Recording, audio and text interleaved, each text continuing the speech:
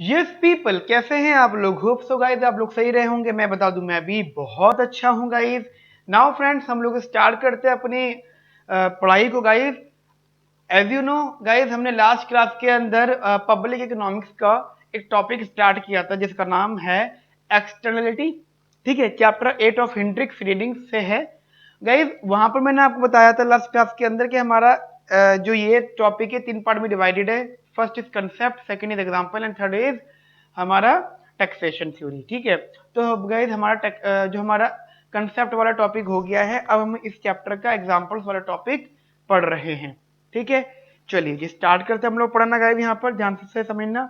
अच्छा, एक बड़ी इंपॉर्टेंट बात ये है कि बच्चों रीडिंग्स में अगर आप देखते हैं तो रीडिंग में ना बहुत सारी काम की बातें भी हैं, नो डाउट, जो मैं आपको बताता जाता हूँ, जो आपको भी लगता है बहुत सारे काम की बातें जो पेपर में आने के जिसके बहुत ज्यादा चांसेस होते हैं।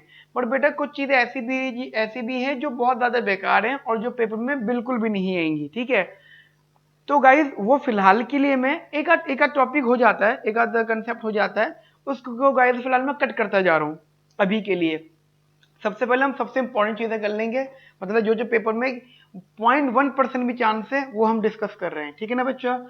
उसके बाद जब हमारा सिलेबस से हमारा पूरा कंसेप्ट हो जाएगा तो आखिर में वो चीजें भी देख लेंगे जो आपको लगता है कि सर ये नहीं हुई हैं। हो सकता है कुछ चीजें आपके पॉइंट ऑफ व्यू से नहीं हो और मेरे पॉइंट से हो गई हो, क्योंकि हो सकता है मैंने डिस्कस कर ली हो, ज्यादा डिटेल ना डिस्कस करा उसके बारे में, क्योंकि मुझे पता है क्या चीज आनी क्या चीज नहीं आनी। कोई बात नहीं बेटा, हम वो टॉपिक भी डिस्कस कर लेंगे बाद में। ठीक है बच्चा, चलिए स्टार्ट करते हैं हम लोग पढ़ना गाइस यहाँ पर। तो हमारा है हमारे गाइस यहाँ पे एग्जांपल्स। ठीक है जी, समझना गाइस ध्यान से, इधर बहुत ज्यादा इंपॉर्टेंट एग्जांपल से रिलेटेड बातें।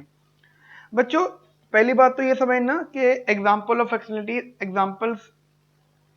एक्सटर्नलिटीज टोटल 6 पार्ट्स हैं, 6 टाइप के एग्जांपल्स हैं। ध्यान रखना, उन एग्जाम्पल में से कम एटलीस्ट या एग्जैक्टली 100% चांस है कि एक एग्जाम्पल आए विद न्यूमेरिकल आए, थ्योरी में नहीं होगा। ठीक है, ये ध्यान रखना, थ्योरी में नहीं होगा। थ्योरी भी होगी तो बेटा वो डेरिवेशन का पार्ट ही होगी। ठीक है, तो सबसे पहला एग्जाम्पल हम लेते हैं रिवर पोल्यूशन। River pollution. उसके बाद बेटा एग्जाम्पल लेते हैं ट्रैफिक जैम्स। उसके बाद एग्जाम्पल लिखते हैं हम पिक्यूनरी एक्सटर्नलिटीज। Pecuniary externalities. उसके बाद हम लोग लेते हैं बेटा रैट रेस प्रॉब्लम्स। उसके बाद बेटा ट्रेजेडी ऑफ कॉमन्स।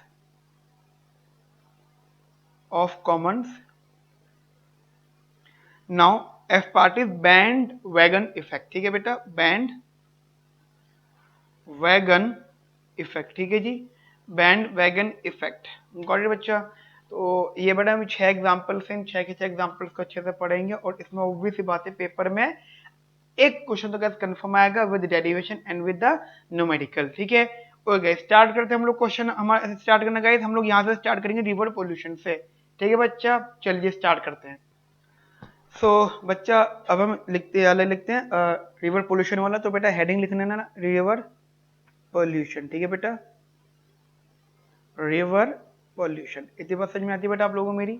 अब देखो बेटा समझना, एग्जाम्पल है, लेट सपोज बेटा एक रिवर है। ठीक है जी, मान लो एक रिवर है, ये रिवर।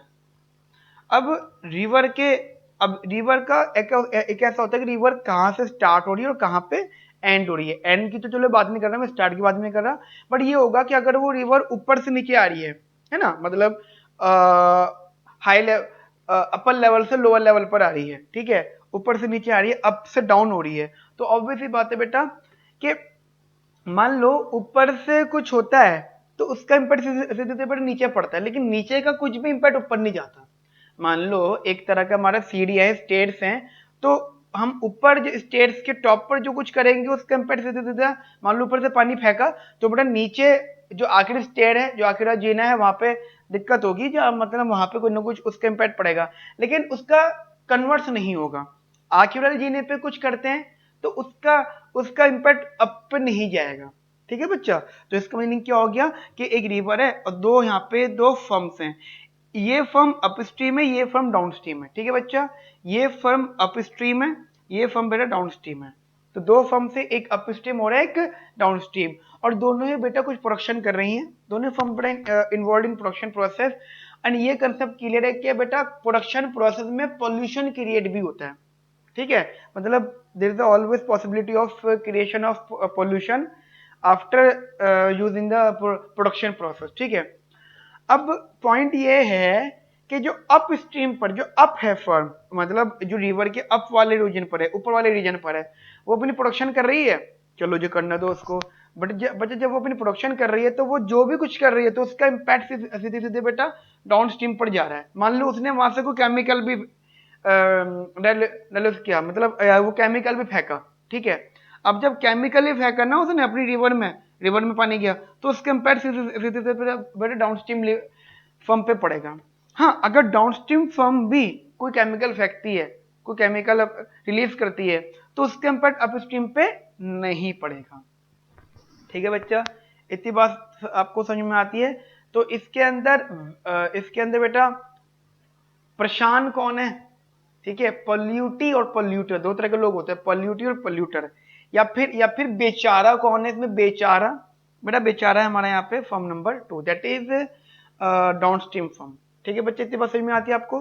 तो आपको होल स्टोरी समझ में आ गई। मैं आपको थोड़ा सा स्टोरी का पॉइंट भी समझा देता हूँ बेटा। सपोज करो, सपोज मैं लिख भी रहा हूँ बेटा, suppose there are two firms, there are two firms, ठीक है बेटा। along the same river, एक सेम रिवर पे दोनों के दोनों फर्म्स हैं। हाँ, एक बात तो कंसेप्ट है कि एक कंसेप्ट अगर कंफर्म है कि एक अपस्ट्रीम है, ठीक है, जो कि वो रिवर को पोल्यूट कर रही है, अपस्ट्रीम वाली पोल्यूटर है, क्योंकि वो रिवर को पोल्यूट कर रहे हैं। अच्छा, मजे की बात क्या हो सकता है, पोल्यूटर ये भी हो, लेकिन इसका पोल्यूशन इस पे इम्पैक्ट नहीं डाल रहा, ठीक है। मान लो अगर ये धुआं करता तो धुआं ऊपर तक जाएगा, एक वो कंसेप्ट अलग है। बट यहाँ पे हम ऐसे पोल्यूशन की बात कर रहे हैं जिसमें विक्टिम बेचारी ये है, मतलब ये बेचारी है, ठीक है। और दूसरी डाउनस्ट्रीम बेटा, वो पॉल्यूटी है, ठीक है, वो बेसिकली बेचारी है, पॉल्यूटी, या आप कह सकते हो, कुछ नहीं बोलो इसको, सिर्फ उसे पॉल्यूटर बोल दो, वरना बेटा आप कंफ्यूज हो जाओगे। पॉल्यूटर हो गया ये। नाउ अच्छा, ये तो कंसेप्ट क्लियर है कि pollution creates, sorry, production creates pollution, production creates pollution, ठीक है बेटा। प्रोडक्शन क्रिएट्स पोल्यूशन, मैं रिपीट कर रहा हूं, production creates pollution, got it. और इंटरेस्टिंग बात क्या है कि अपस्ट्रीम फर्म जो अप है वो वाटर को यूज करती है फॉर प्रोडक्शन, और फिर उसके प्रोडक्शन से पोल्यूशन क्रिएट होता है जो अफेक्ट करता है बेटा low level in downstream firm को, ठीक है। मैं इस बात को बेटा लिख भी देता हूं, क्या कि the upstream firm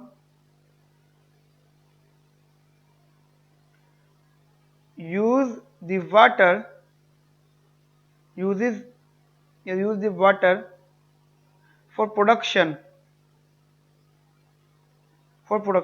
but production creates pollution, ठीक है बेटा, production creates pollution and it affects the production level of production। अच्छा नहीं दिख रहा था आपको, ये था बेटा, मैं रिपीट कर देता हूँ, ये रहा बेटा। The upstream firms use the water for production, but production creates pollution and affect the production level of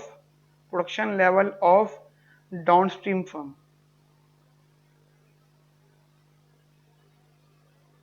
downstream firm, ठीक है, production level of downstream firm. इतनी बात समझ में आती है बेटा आप लोगों को, बढ़िया करके।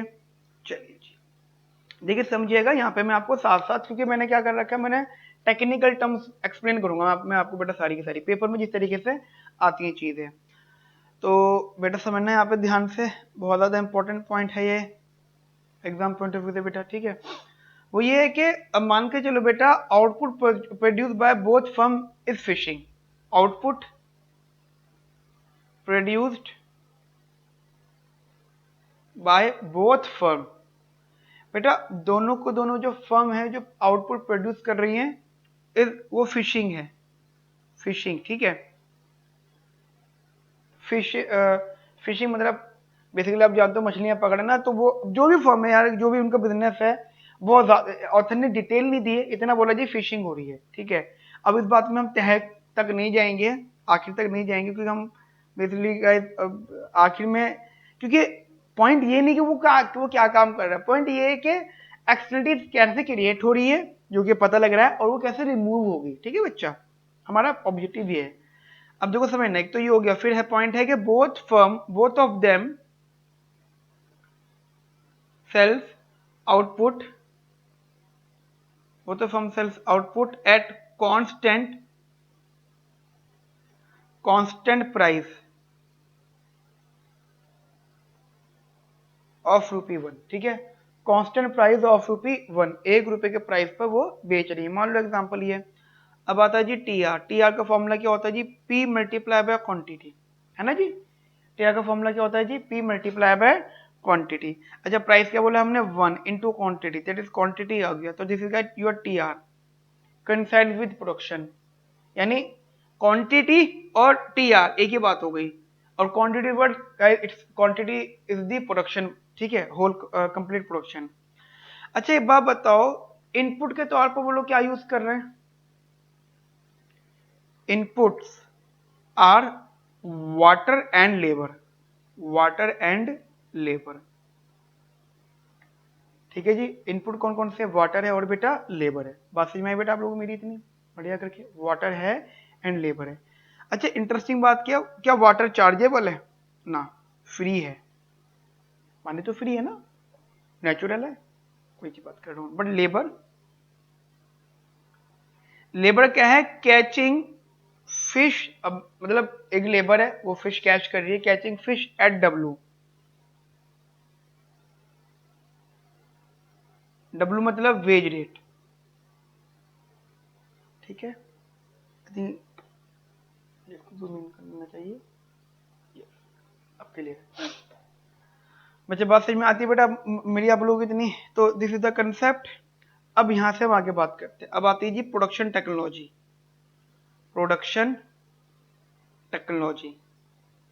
देखो बेटा एक बात बताओ, प्रोडक्शन टेक्नोलॉजी के नाम पर हमारे पास एक फंक्शन होगा, बेसिकली हम बोलेंगे ये फंक्शन। अब फंक्शन में मुझे बताइए इनपुट दो यूज हो रहे थे, एक लेबर और एक वाटर, तो लेबर और वाटर में से हम कौन सा वाला इनपुट रखेंगे, यहाँ पे वाटर रखेंगे नहीं, क्यों, प्रोडक्शन टेक्नोलॉजी, टेक्नोलॉजी की बात हो रही है, जो बेटा चार्जेबल है हम उससे की बात करेंगे।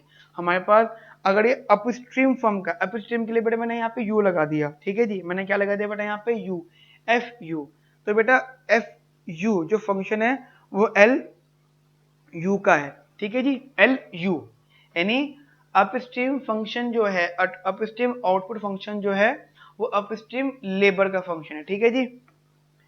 मतलब बेसिकली ये है कि अगर आप डेरिवेशन करो अपस्ट्रीम आउटपुट फंक्शन को with respect to upstream labour से, तो बेटा वो पॉजिटिव आएगा, and for maximisation and the मतलब आउटपुट मैक्सिमाइज करने का ही कंसेप्ट हो गया, ठीक है। तो इसका double derivative with respect to L U ये बेटा नेगेटिव हो जाएगा, मतलब आपको पता होगा जब हम मैक्सिमाइजेशन करते हैं तो ये दोनों प्रॉपर्टी सेटिस्फाई होती हैं, ये पॉजिटिव होना चाहिए और ये नेगेटिव होना चाहिए, गॉट इट बेटा। सिमिलरली बेटा जब हम लोग बात करेंगे डाउनस्ट्रीम, अब डाउनस्ट्रीम आउटपुट फंक्शन वो किस किस का होगा फंक्शन, एक तो वो डाउन एक तो बेटा डाउनस्ट्रीम लेबर का तो होगा ही होगा, लेकिन बेटा उसका आउटपुट किसकी और किसकी वजह से अफेक्ट हो रहा है, जैसे कि अपस्ट्रीम का जो आउटपुट है वो अपस्ट्रीम लेबर की वजह से हो रहा है, मान ली बात हमने, जितनी भी लेबर अपस्ट्रीम में जा रही है उनकी वजह से आउटपुट अफेक्ट हो रहा है। एक बात ये भी तो है कि डाउनस्ट्रीम का जो आउटपुट फंक्शन है वो लेबर डाउनस्ट्रीम लेबर पर तो डिपेंड है, बट वो साथ साथ बेटा कहाँ पे और डिपेंड है, अपस्ट्रीम लेबर पे भी डिपेंड कर रहा है, क्योंकि आपको पता है ना एक्सटर्नलिटी क्रिएट हो रही है बाय अपस्ट्रीम, फर्म, तो अपस्ट्रीम फर्म मतलब अपस्ट्रीम वाले जितना प्रोडक्शन करेंगे। अच्छा, जितना प्रोडक्शन करेंगे मतलब जितनी लेबर हायर करेंगे। तो अगर बेसिकली अगर यहाँ पे हाई ज्यादा लेबर हायर होगी तो उतनी उतनी इसको बड़ा दिक्कत होगी, क्योंकि what ever the issue, what ever the production बेटा, मतलब प्रोडक्शन कितनी भी हो, पोल्यूशन तो क्रिएट कंफर्म होगा ही होगा। अब इसको अगर आप डिफ्रेंशिएट करते हैं एफ डी को with respect to downstream labour तो पॉजिटिव होगा, ठीक है जी। और डाउनस्ट्रीम लेबर का डिफरेंशिएट करते हो अगर आप इसे डबल,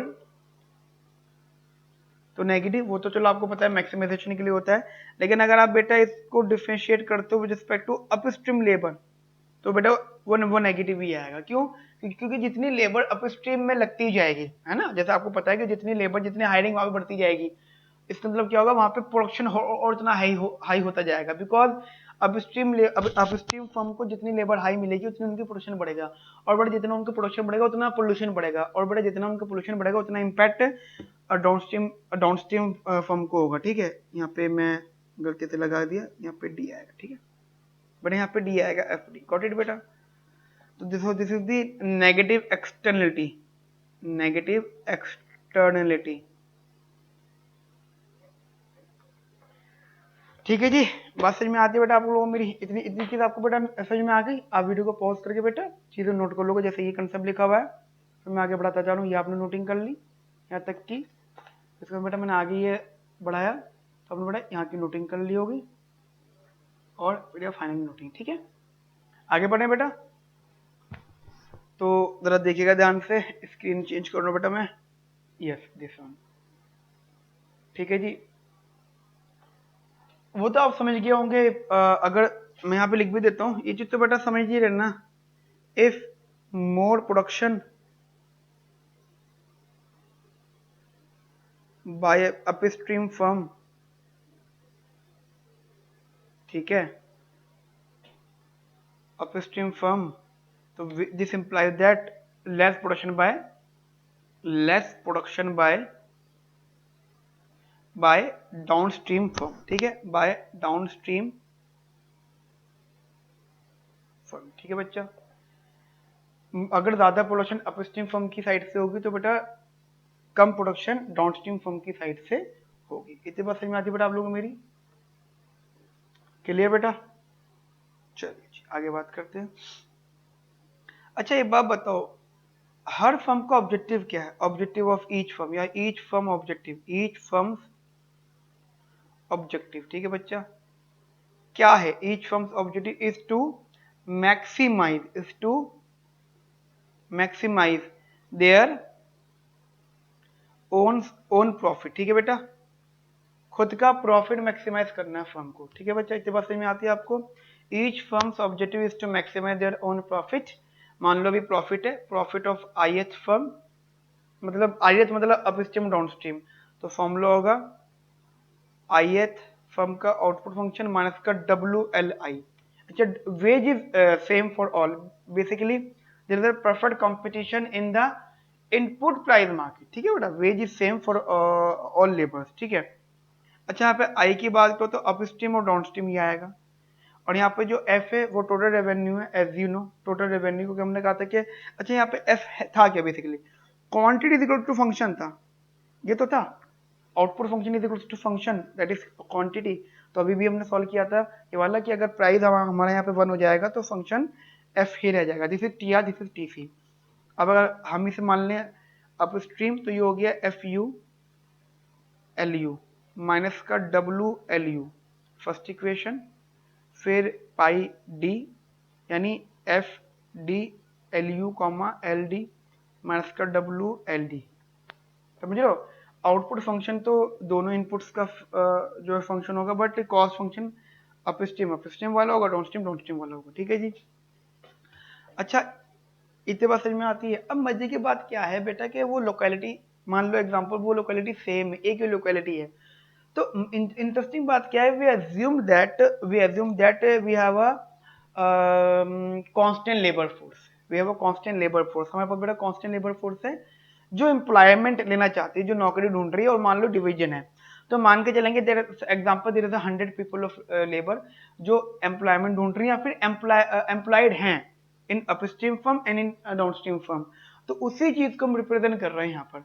ऐसा देखो, अगर ऐसा है कि हमारे पास लेबर अनलिमिटेड है, ठीक है, अनलिमिटेड लेबर है, तो ये तो बात बेटा कंफर्म है कि डाउनस्ट्रीम फर्म में लेबर लगेगी, अपस्ट्रीम फर्म में लेबर लगेगी। अपस्ट्रीम फर्म में बेटा जितनी लेबर जाती जाएगी, मान लो इनफाइनाइट लेबर गई गई गई जाती गई, जितनी लेबर वहां पर जाती जाएगी उसका प्रोडक्शन बढ़ता जाएगा, जितना उसका प्रोडक्शन बढ़ता जाएगा तो उतनी उसकी वैल्यू बढ़ती जाएगी, और बेटा जितनी उसकी वैल्यू बढ़ती जाएगी तो बेटा वो अपने वर्कर्स को उतना ही सेटिस्फाई रखेगा, उतना ही हाई वेजेस देगा।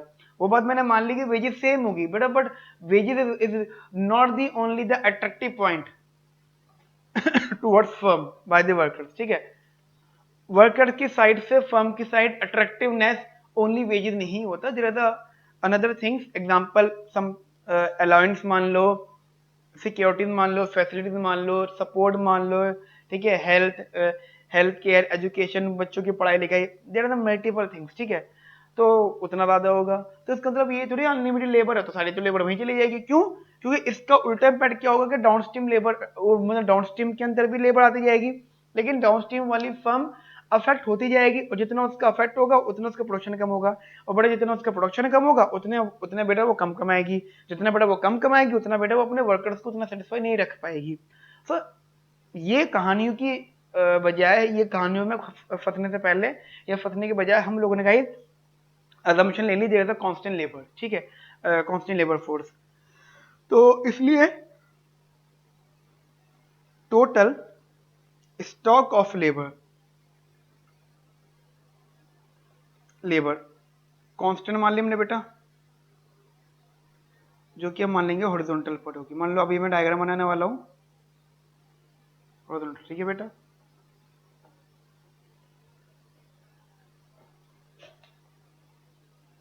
हॉरिजॉन्टल, ठीक है जी। Which is allocated between both firms, दोनों को दोनों फर्म बेटा वो डिवाइड हो जाएगी। अच्छा, डायग्रामेटिकली लेफ्ट साइड अपस्ट्रीम, वो तो मैं आपको डायग्राम में बता ही दूंगा, ठीक है, उसमें कोई इशू नहीं है। अच्छा, एक बात ध्यान रखना, जैसे कि ये तो आपको पता लग गया यहाँ पर, ठीक है जी। अब क्या होगा कि production function of upstream firm अगर इंक्रीज करता है तो प्रोडक्शन फंक्शन डाउनस्ट्रीम फर्म बेटा मूव करेगा टुवर्ड हॉरिजॉन्टल एक्सिस, यानी लोअर पॉइंट पर, ठीक है, ये बात ध्यान रखना आप लोग गाइस। अब मान लो एग्जाम्पल हमने अपस्ट्रीम फर्म की बात करी है, differentiate upstream firm's profit with respect to upstream labour. तो आपने डिफरेंशिएट किया प्रॉफिट को with respect to upstream labour, which is equal to F U dash, ये इज इक्वल टू 0, तो यहां से मिला आपको W is equal to F dash U, ये अपस्ट्रीम लेबर, ठीक है बेटा। So this is the basically labour demand condition from where अगर this is the MPL, this is the W, and when we multiply MPL by price then it becomes VMPL, you know, हम लोग बात कर रहे हैं classical theories की, ठीक है बेटा। तो ये हो गया आपका condition for labour demand, labour hiring और लेबर डिमांड, ठीक है। एंड हमने तो मान लिया कि लेबर फोर्स तो कांस्टेंट है। सिमिलर बेटा, सिमिलरली हमें इस लोअर डाउनस्ट्रीम वाले को डिफरेंशिएट किया विद रिस्पेक्ट टू डाउनस्ट्रीम, ठीक है बेटा। यहाँ से आया F D dash L D L U minus का W इक्वल्स टू 0, तो W आ गया हमारा एफ डैश डी, ठीक है, एल डी और एल यू। बेटा इस पे कंफ्यूज मत होना कि मैंने यहाँ पे एफ डी डैश लगाया या फिर एफ डैश डी लगाया, बेसिकली डेरिवेशन है और ये डाउनस्ट्रीम है उसके बाद, ठीक है, तो इसमें कंफ्यूज मत होना। तो बेटा this is again this is the condition, ये ऑफ अपस्ट्रीम फर्म है और ये बेटा ये डाउनस्ट्रीम फर्म है, ठीक है। ये बात सही बेटा आप लोगों मेरी, ठीक है बेटा। अब अगर बेटा इन दोनों को थोड़ा बहुत सॉल्व करोगे तो then we get our L U star L D star, ठीक है। फ्रॉम अबाउ इक्वेशंस, ठीक है, from above equations we got L U star L D star, ठीक है बेटा। और द कॉम्पिटिटिव इक्विलिब्रियम, बेटा ये कॉम्पिटिटिव इक्विलिब्रियम पॉइंट्स होंगे, क्या होंगे बेटे बच्चा? Competitive equilibrium points. बट बेटा ये इनएफिशिएंट ऑब्वियसली बातें होंगे, क्यों? क्योंकि हर कोई अपना प्रॉफिट मैक्सिमाइज कर रहा है। अब ये अपना प्रॉफिट मैक्सिमाइज करेगा तो ये इसको भूलेगा, और जब ये अपना प्रॉफिट मैक्सिमाइज करेगा तो ऑब्वियसली बात है इसको इम्पैक्ट नहीं पड़ रहा। तो बेटा अगर हमने इंडिविजुअल बेसिस पे सॉल्व किया है तो ये ऑब्वियसली बात है बेटा एलोकेशन कैसी हो जाएंगी मेरे बच्चे? एलोकेशन, ये एलोकेशन हो जाएंगी इनएफिशिएंट, ठीक है। नाउ बेटा अब इसका मैं थोड़ा डायग्राम बना लेता हूँ। तो डायग्राम समझना बेटा ध्यान से, डायग्राम मेरे साथ में बनाना बेटा। ये बीच में लाइन बनाई वाली हमने, this is origin of upstream labour, this is origin of downstream labour. Upstream को बेटा अपवर्ड बनेगा, डाउनस्ट्रीम को डाउनवर्ड बनेगा, ठीक है। अपस्ट्रीम का यहाँ से, दिस इज द कॉस्ट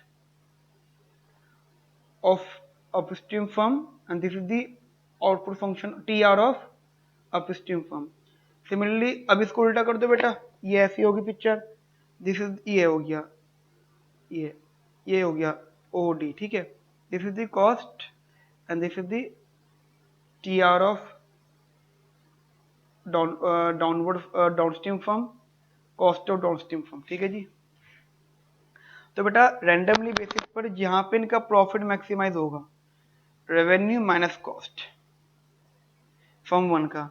अब देखो मजे की बात, ये तो इनएफिशिएंट हो गए, मतलब यहां तक तो इनएफिशिएंसी है, ठीक है। अब बात आती है जी एफिशिएंसी कहाँ पे आएगी, है ना जी।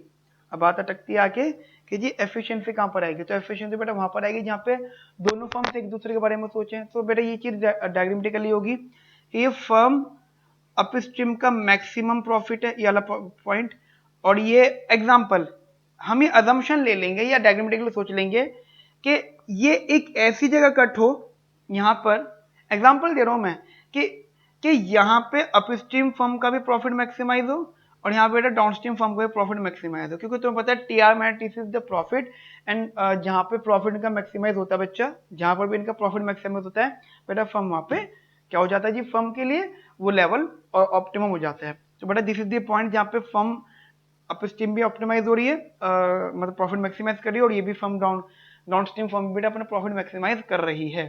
तो बेटा this region is for L U star and this region ये वाले, मतलब यहाँ से कर देता हूँ मैं, ये रीजन ये L U and this region बेटा एल डी, ठीक है। मतलब यहां से एल यू है और यहां से एल डी है, तो this is the basic solution, ठीक है, ठीक है बेटा। तो यहाँ से एक्सटेंडिटी रिमूव हो गई क्योंकि हमने यहाँ पे फर्म ने अपना प्रॉफिट मैक्सिमाइज किया, लेकिन साथ में सामने वाली फर्म ने भी उसी पॉइंट पे मैक्सिमाइज कर लिया। आई नो गाइस ये हाइपोथेटिकल बट ये सोल्यूशन है, ठीक है बच्चा। इतनी बात समझ में आती है आप लोगों को? So guys this is the one example. अब हम अपना करते हैं गाइस नेक्स्ट एग्जांपल, ठीक है। बट नेक्स्ट एग्जांपल है हमारा ट्रैफिक जैम, जैसे कि आपके सामने था वो ट्रैफिक जैम,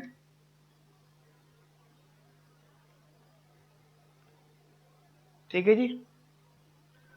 तो ट्रैफिक जैम बेटा एक एग्जांपल समझ लेना। ट्रैफिक जैम एक तो ये बताता है आपको ट्रैफिक जैम वाली बात कि मान लो एक पर्सन है, मान लो मैं हूँ, ठीक है। मैं यहाँ पे अपने ऑफिस, यहाँ पे जो रिकॉर्डिंग स्टूडियो है अपना ऑफिस है, मैं यहाँ पे घर से आता हूँ, ठीक है जी, घर से यहाँ पर आता हूँ। अब मैं दो तरह के व्हीकल यूज कर सकता हूँ। एक तो मैं ऑब्वियसली बात है पब्लिक ट्रांसपोर्ट मेट्रो, ठीक है जी, पब्लिक ट्रांसपोर्ट बेटा मेट्रो यूज कर सकता हूँ। दूसरा बेटा मैं इधर एक यूज कर सकता हूँ अपने खुद की कार, अपना खुद का व्हीकल, ठीक है।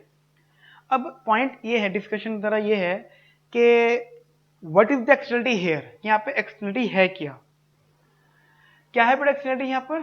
एक्सटर्नलिटी है बेटा कि अगर मान के चलो मैं मेट्रो से आ रहा हूँ, पब्लिक ट्रांसपोर्ट मेट्रो से, मैं मेट्रो मान लेता हूँ, जिसका गाइस मेट्रो से आने का फायदा मैं आपको बता देता हूँ। पहली बात तो बीच में टेक्निकल डिलेज नहीं होते, बहुत कम, पहले होते थे अब नहीं होते, ठीक है, तो वो तो हटाई दो।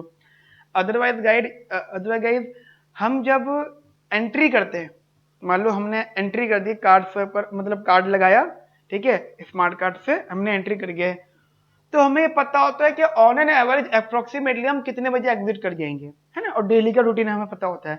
ट्रैफिक का मेट्रो से कोई लेने देना नहीं है।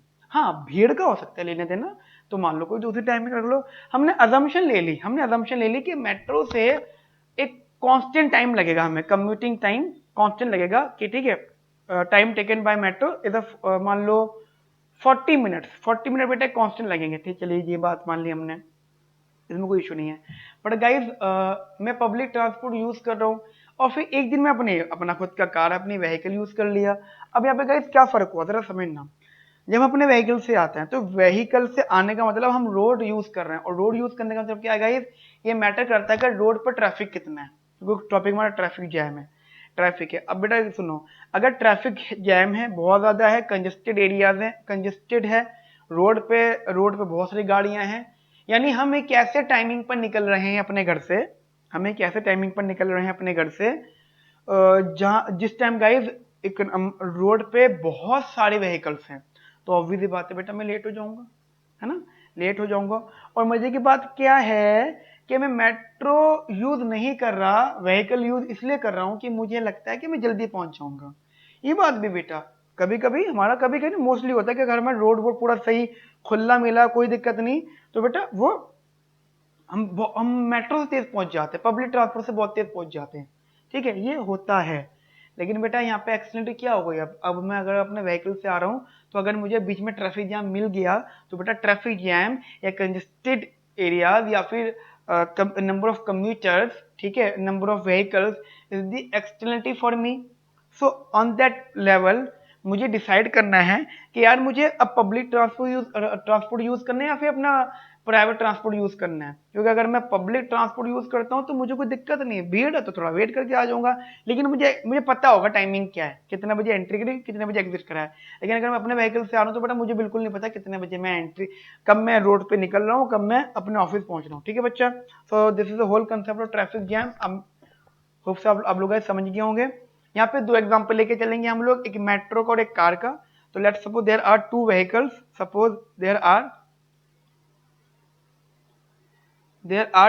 टू व्हीकल्स,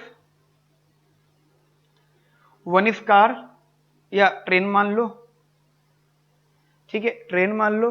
अच्छा इसको ना इस तरीके से और भी बात कर सकते हो, मैं और आप, ठीक है, मान लो, या फिर मेरा एक दोस्त, मैं और मेरा दोस्त, या फिर मैं और मेरा ड्राइवर, ठीक है, मान लो मैं और मेरा ड्राइवर, हम दोनों में बहस हो जाती है कि भाई ठीक है, मैं कहता हूँ मैं मेट्रो से आ रहा हूँ, वो कहता है मैं गाड़ी चला के आ रहा हूँ, मैंने तो तू गाड़ी से आ। अब पॉइंट ये तो होगा कि अब दो तरह के लोग हैं, मैं मेट्रो से आ रहा हूँ, वो व्हीकल से, कार से आ रहा है। अब बेटा वही है कि उसे कितना टाइम लगेगा और मुझे कितना टाइम लगेगा, ठीक है। अब अगर वो कहता है जी अब वो लेट हो गया तो वो एक्सक्यूज देगा अपने, अच्छा मुझे पता है कि मुझे कांस्टेंट टाइम लगना है पहुंचने में, क्योंकि मुझे मालूम है, पूरा मैंने जो चेक कर रखा है कितना टाइम लगता है, ठीक है बच्चा। तो train takes basically 40 minutes to reach the end point, एक एंड पॉइंट तक जाने के लिए मुझे 40 मिनट लग रहे हैं, ठीक है।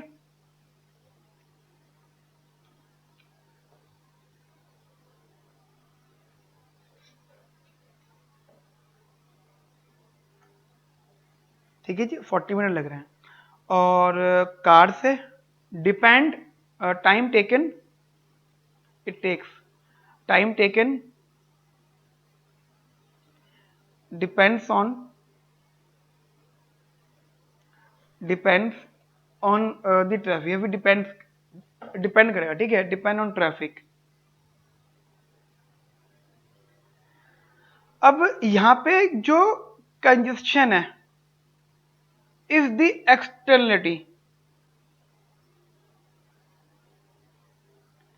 मतलब यहाँ पे जो कंजेस्शन है, मतलब जो यहाँ पे भीड़ है, नंबर ऑफ व्हीकल्स की क्वांटिटी जो वहां पर है, वो है जो है बेटा, वो है यहाँ पे externality for travellers, for travellers,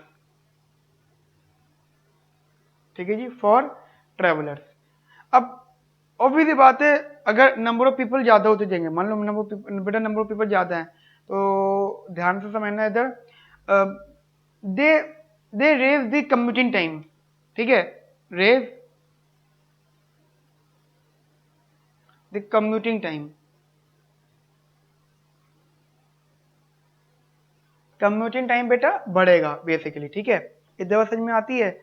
अब जस्ट एग्जांपल हम लोग मान के, अब जैसे छोटा सा एग्जांपल दे रहा हूँ बेटा, छोटी सी बात कर रहा हूँ, ट्रैफिक बिल्कुल नहीं है तो क्या पलक झपकते पहुंच जाऊंगा ना। मान लो ट्रैफिक बिल्कुल नहीं है तब भी तो एक मिनिमम टाइम लगेगा। मान लो हम बिल्कुल ऑफ टाइमिंग पे निकल रहे हैं, जब बिल्कुल कोई नहीं होता, लोग खाली खाली रोड होते हैं टाइमिंग्स सुबह 4 बजे 5 बजे, ठीक है, ये लेट नाइट, ये अर्ली अर्ली बेसिकली ट्रक्स वगैरह नहीं है तो उन एरियाज में, तो फिर भी एक मिनिमम टाइम तो लगेगा। तो लेट सपोज मान लो कि 20 कार से भी मिनिमम 20 मिनट लग रहे हैं, ठीक है। When there is no any congestion congested areas नहीं है, तो अभी बेटा it takes 20 minutes to reach, it takes 20 minutes to reach the point, end point, ठीक है। नाउ छोटी सी बात करना बेटा, डायग्राम बना रहा हूं मैं यहाँ पे आएगा बेटा परसेंटेज ऑफ कार यूजर्स। अच्छा कार यूजर मतलब 4 व्हीकल्स, ठीक, वो सॉरी 4 व्हीलर्स, 4 व्हीलर्स, ठीक है, 4 व्हीलर व्हीकल्स। और यहाँ पे आएगा मिनट्स कम्यूटिंग,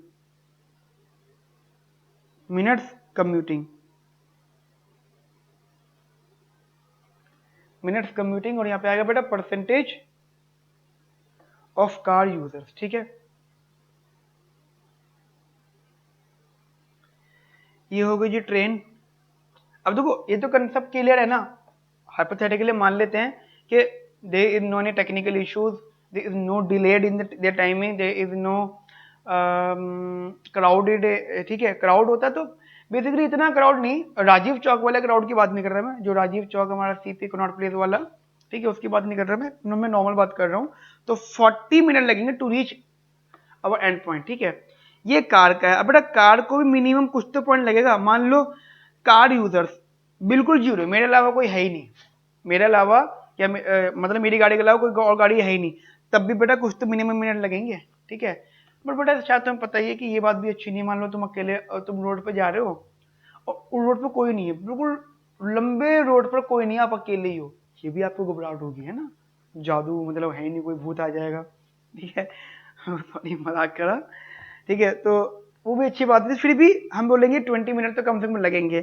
अब पॉइंट ये है कि जैसे जैसे परसेंटेज ऑफ कार यूजर बढ़ते जाएंगे वैसे वैसे बेटा कार से मिनट कम्यूटिंग मिनट्स जो कार से बढ़ते जाएंगे, क्योंकि बेटा ये कार का डायग्राम है, ठीक है जी, ट्रेन का और कार का। ट्रेन को कार यूजर से कोई मतलब नहीं है, हाँ, लेकिन कार को अनदर अब दूसरे कार यूजर से मतलब है। तो जैसे जैसे ये नंबर ऑफ परसेंटेज बढ़ते जाएगा वैसे वैसे बेटा ये कार यूजर बढ़ते जाएंगे, और एक दिन बेटा एक पॉइंट ऐसा आ जाएगा कि इतना अमाउंट है यहाँ पर, number of people, number of worker, car user इतने हैं कि ट्रेन से जितना टाइम लगा उतना पर्सन को उससे टाइम लगा है, ठीक है जी। अच्छा ऐसा होगा कि बंदे कार से ही जा रहे हैं और कार से मिनट लग रहे हैं इतने सारे, मतलब 2 घंटे, और मेट्रो से आधा घंटा, ठीक है। अब ये ऐसा होता भी बच्चा, ऐसा होता भी है कि जो अब छोटी सी एक बात करो, छोटी सी बात कर रहा हूँ, एक मुकेश अंबानी, ठीक है, एक बहुत बहुत छोटा सा डिस्कशन है, ठीक है, अजीब सी बात कर रहा हूँ मैं यहाँ पे। मुकेश अंबानी उसको अपने ऑफिस लेकर, अपने ऑफिस, अब सॉरी घर से ऑफिस जाना है, ठीक है। तो अब बीच में ट्रैफिक है, मुंबई का ट्रैफिक, या चलो दिल्ली में है, दिल्ली में उसे होटल से एक ऑफिस एक वेन्यू पर जाना है, ठीक है। अब बहुत ट्रैफिक है, बहुत ट्रैफिक है, बहुत ट्रैफिक है, ट्रैफिक इतना है कि 2-3 घंटे लग जाएंगे। कोई सजेस्ट करता है अरे सर मेट्रो से चले जाओ, मेट्रो से तो आधे घंटे में पहुंच जाओगे आप। अजीब लगेगा, बट अगर वो रैशनल है, अगर मुकेश अंबानी है, मतलब वो टाइम बचाना चाहता है अपना, तो बड़ा वो बड़ा मेट्रो से ट्रैवल करे तो एक समझदारी है। हाँ वो बोले नहीं जी मुझे कोई दिक्कत नहीं, मैं तो बड़ा आदमी हूँ, तो कार में 5 घंटे कार में बैठा रहूंगा मैं तो, वो बेटा एक अलग बात है, ठीक है। बट रैशनल एजेंट, रैशनल, क्योंकि हम यहाँ बात करें कि एक इकोनॉमिक सेंस में, जिसमें हमें बेटा अपना रिसोर्सेज को बचाना होता है, time is the very big resource, ठीक है, टाइम बचना जरूरी है। तो मैं पे बेटा अगर ट्रेन यहाँ तक तो हम चलेंगे, कार और ट्रेन में इंडिफरेंट, बट इससे पहले मैं कार प्रेफर करेंगे, इस पर इंडिफरेंट, और इसके बाद में बेटा हम ट्रेन प्रेफर करेंगे अगर हमारे पास दोनों ऑप्शन है, ठीक है। इतनी बात समझ में आती है बेटा आप लोगों को यहाँ तक। अच्छा पॉइंट ए एक इक्विलिब्रियम पॉइंट होगा, when time taken by car and train are equal. तो इक्विलिब्रियम बेसिकली हो गया, इसको एग्जांपल मान लो 40%, ऑथर ने बेटा इसको 40% लिया है, तो हम बोल सकते हैं this is the so at equilibrium 40% commuter travel by car, ठीक है। At equilibrium 40% travellers use car या reach their end point by using car, ठीक है। एंड 40% एंड रिमेनिंग 60% वो अपना ट्रेन यूज करेंगे, ठीक है। देखो तभी तो पब्लिक ट्रांसपोर्ट आ गया, तभी तो। मान लो अगर मेट्रो ना हो तो फिर दिक्कत हो जाएगी ना, रोड पे तो फिर हाहाकार मच जाएगा। लेकिन बेटा जो ऑप्टिमम अकर्स करता है वो एग्रीगेट टाइम सेविंग पर अकर करता है, ठीक है। बट ऑप्टिमम ऑप्टिमम जो अकर करता है, optimum occurs when we maximise our saved time, ठीक है। But optimum occurs when we maximise our save time, जितना हम अपने सेव टाइम को मैक्सिमाइज करें या फिर वेस्ट ऑफ टाइमिंग को मिनिमाइज करें, ठीक है। तो बेटा वहां पर होगा, और it is only possible, just example author ने इसको ये बोल दिया। देखो इससे पहले तो टाइम सेव हो रहा है ना, अगर नंबर ऑफ यूजर इससे कम है, ठीक है, नंबर ऑफ यूजर इससे कम है तो कार से जाना बेनिफिशियल है ना। तो ऑथर ने हाइपोथेटिकली उसको 20% ले लिया। यहाँ पे कहता है जी ये 30, यानी आधा घंटा लगेगा, ऑब्वियसली बात है आधा घंटा लगेगा, अगर यहाँ पे number of percentage of car users 20 है, ठीक है बच्चों। कहता है जी आधा घंटा लगेगा अगर यहाँ पे परसेंटेज ऑफ कार यूजर्स बेटा 20 है। सो दैट गाइस यहाँ पे हमारा एक्सटेंडिटी सॉल्व हो गई, ठीक है। एक्सटेंडिटी सॉल्व होने का मतलब ये था कि जितना ये कम हो, और बेटा क्योंकि यहाँ पे बेटा हर कोई अपने उसको सेव टाइम को मैक्सिमाइज करने के लिए क्या करेगा, हर कोई बेटा फिर जो ट्रेन का यूज करेगा, है ना। ट्रेन का यूज, मान लो मैं तो फिर ट्रेन का यूज करूंगा, हर कोई फिर ट्रेन का यूज करेगा। तो जो बेटा मेरे जैसे अगर बहुत से लोग ट्रेन पर डाइवर्ट होते गए तो बेटा यहाँ पे परसेंटेज ऑफ कार यूजर्स बेटा कम होता जाएगा, ठीक है बच्चा। तो यहाँ पे बेटा एक्सटेंडिटी सॉल्व हो गई। क्लियर, इतनी बात समझ में आती है बेटा आप लोगों को मेरी? बढ़िया से नोट कर लेना इसको, ध्यान रखना इससे न्यूमेरिकल आएगा, डेरिवेशन और न्यूमेरिकल थ्योरी नहीं आएगी यहाँ से। तो मैं इसका न्यूमेरिकल कराऊंगा भी आपको, पहले कंसेप्ट समझा दो, ठीक है बेटा। चलिए जी नेक्स्ट है बेटा हमारे पास में, दैट इज पिक्यूनरी एक्सटर्नलिटी।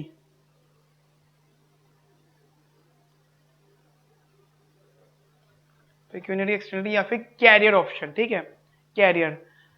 अब बात कर लेते थोड़ी सी हमारी एजुकेशन की, कैरियर की। बेटा मतलब आप जब 10th में थे, थोड़ी सी बात कर लेते, ये टॉपिक ही पढ़ा रहा हूँ, डोंट वरी। बेसिकली यहाँ पे बेटा कैरियर है, ठीक है, फ्यूचर कैरियर की बात कर रहा हूँ मैं।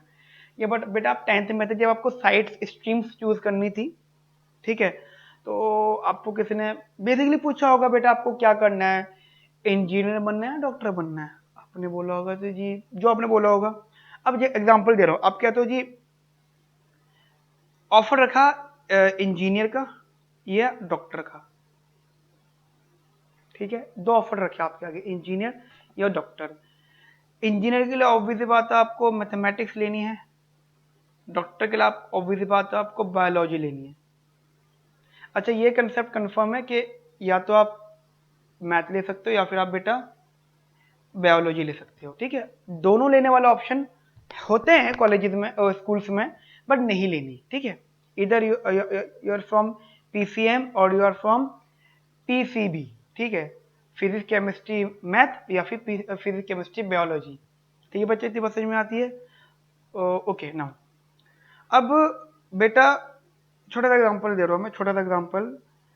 अगर नंबर ऑफ पीपल जो हैं, नंबर ऑफ पीपल बेटा इंजीनियरिंग फील्ड में जाएंगे, मान लो एक आध नॉर्मल उस टाइम जितने भी आपको सजेशन मिले होंगे, वो कहता है जी इंजीनियरिंग में जाओ, वहाँ पे बड़ा स्कोप है, यहाँ पर ना हर किसी की जॉब अच्छी लग रही है, ठीक है, हर किसी की जॉब बढ़िया बढ़िया लग रही है।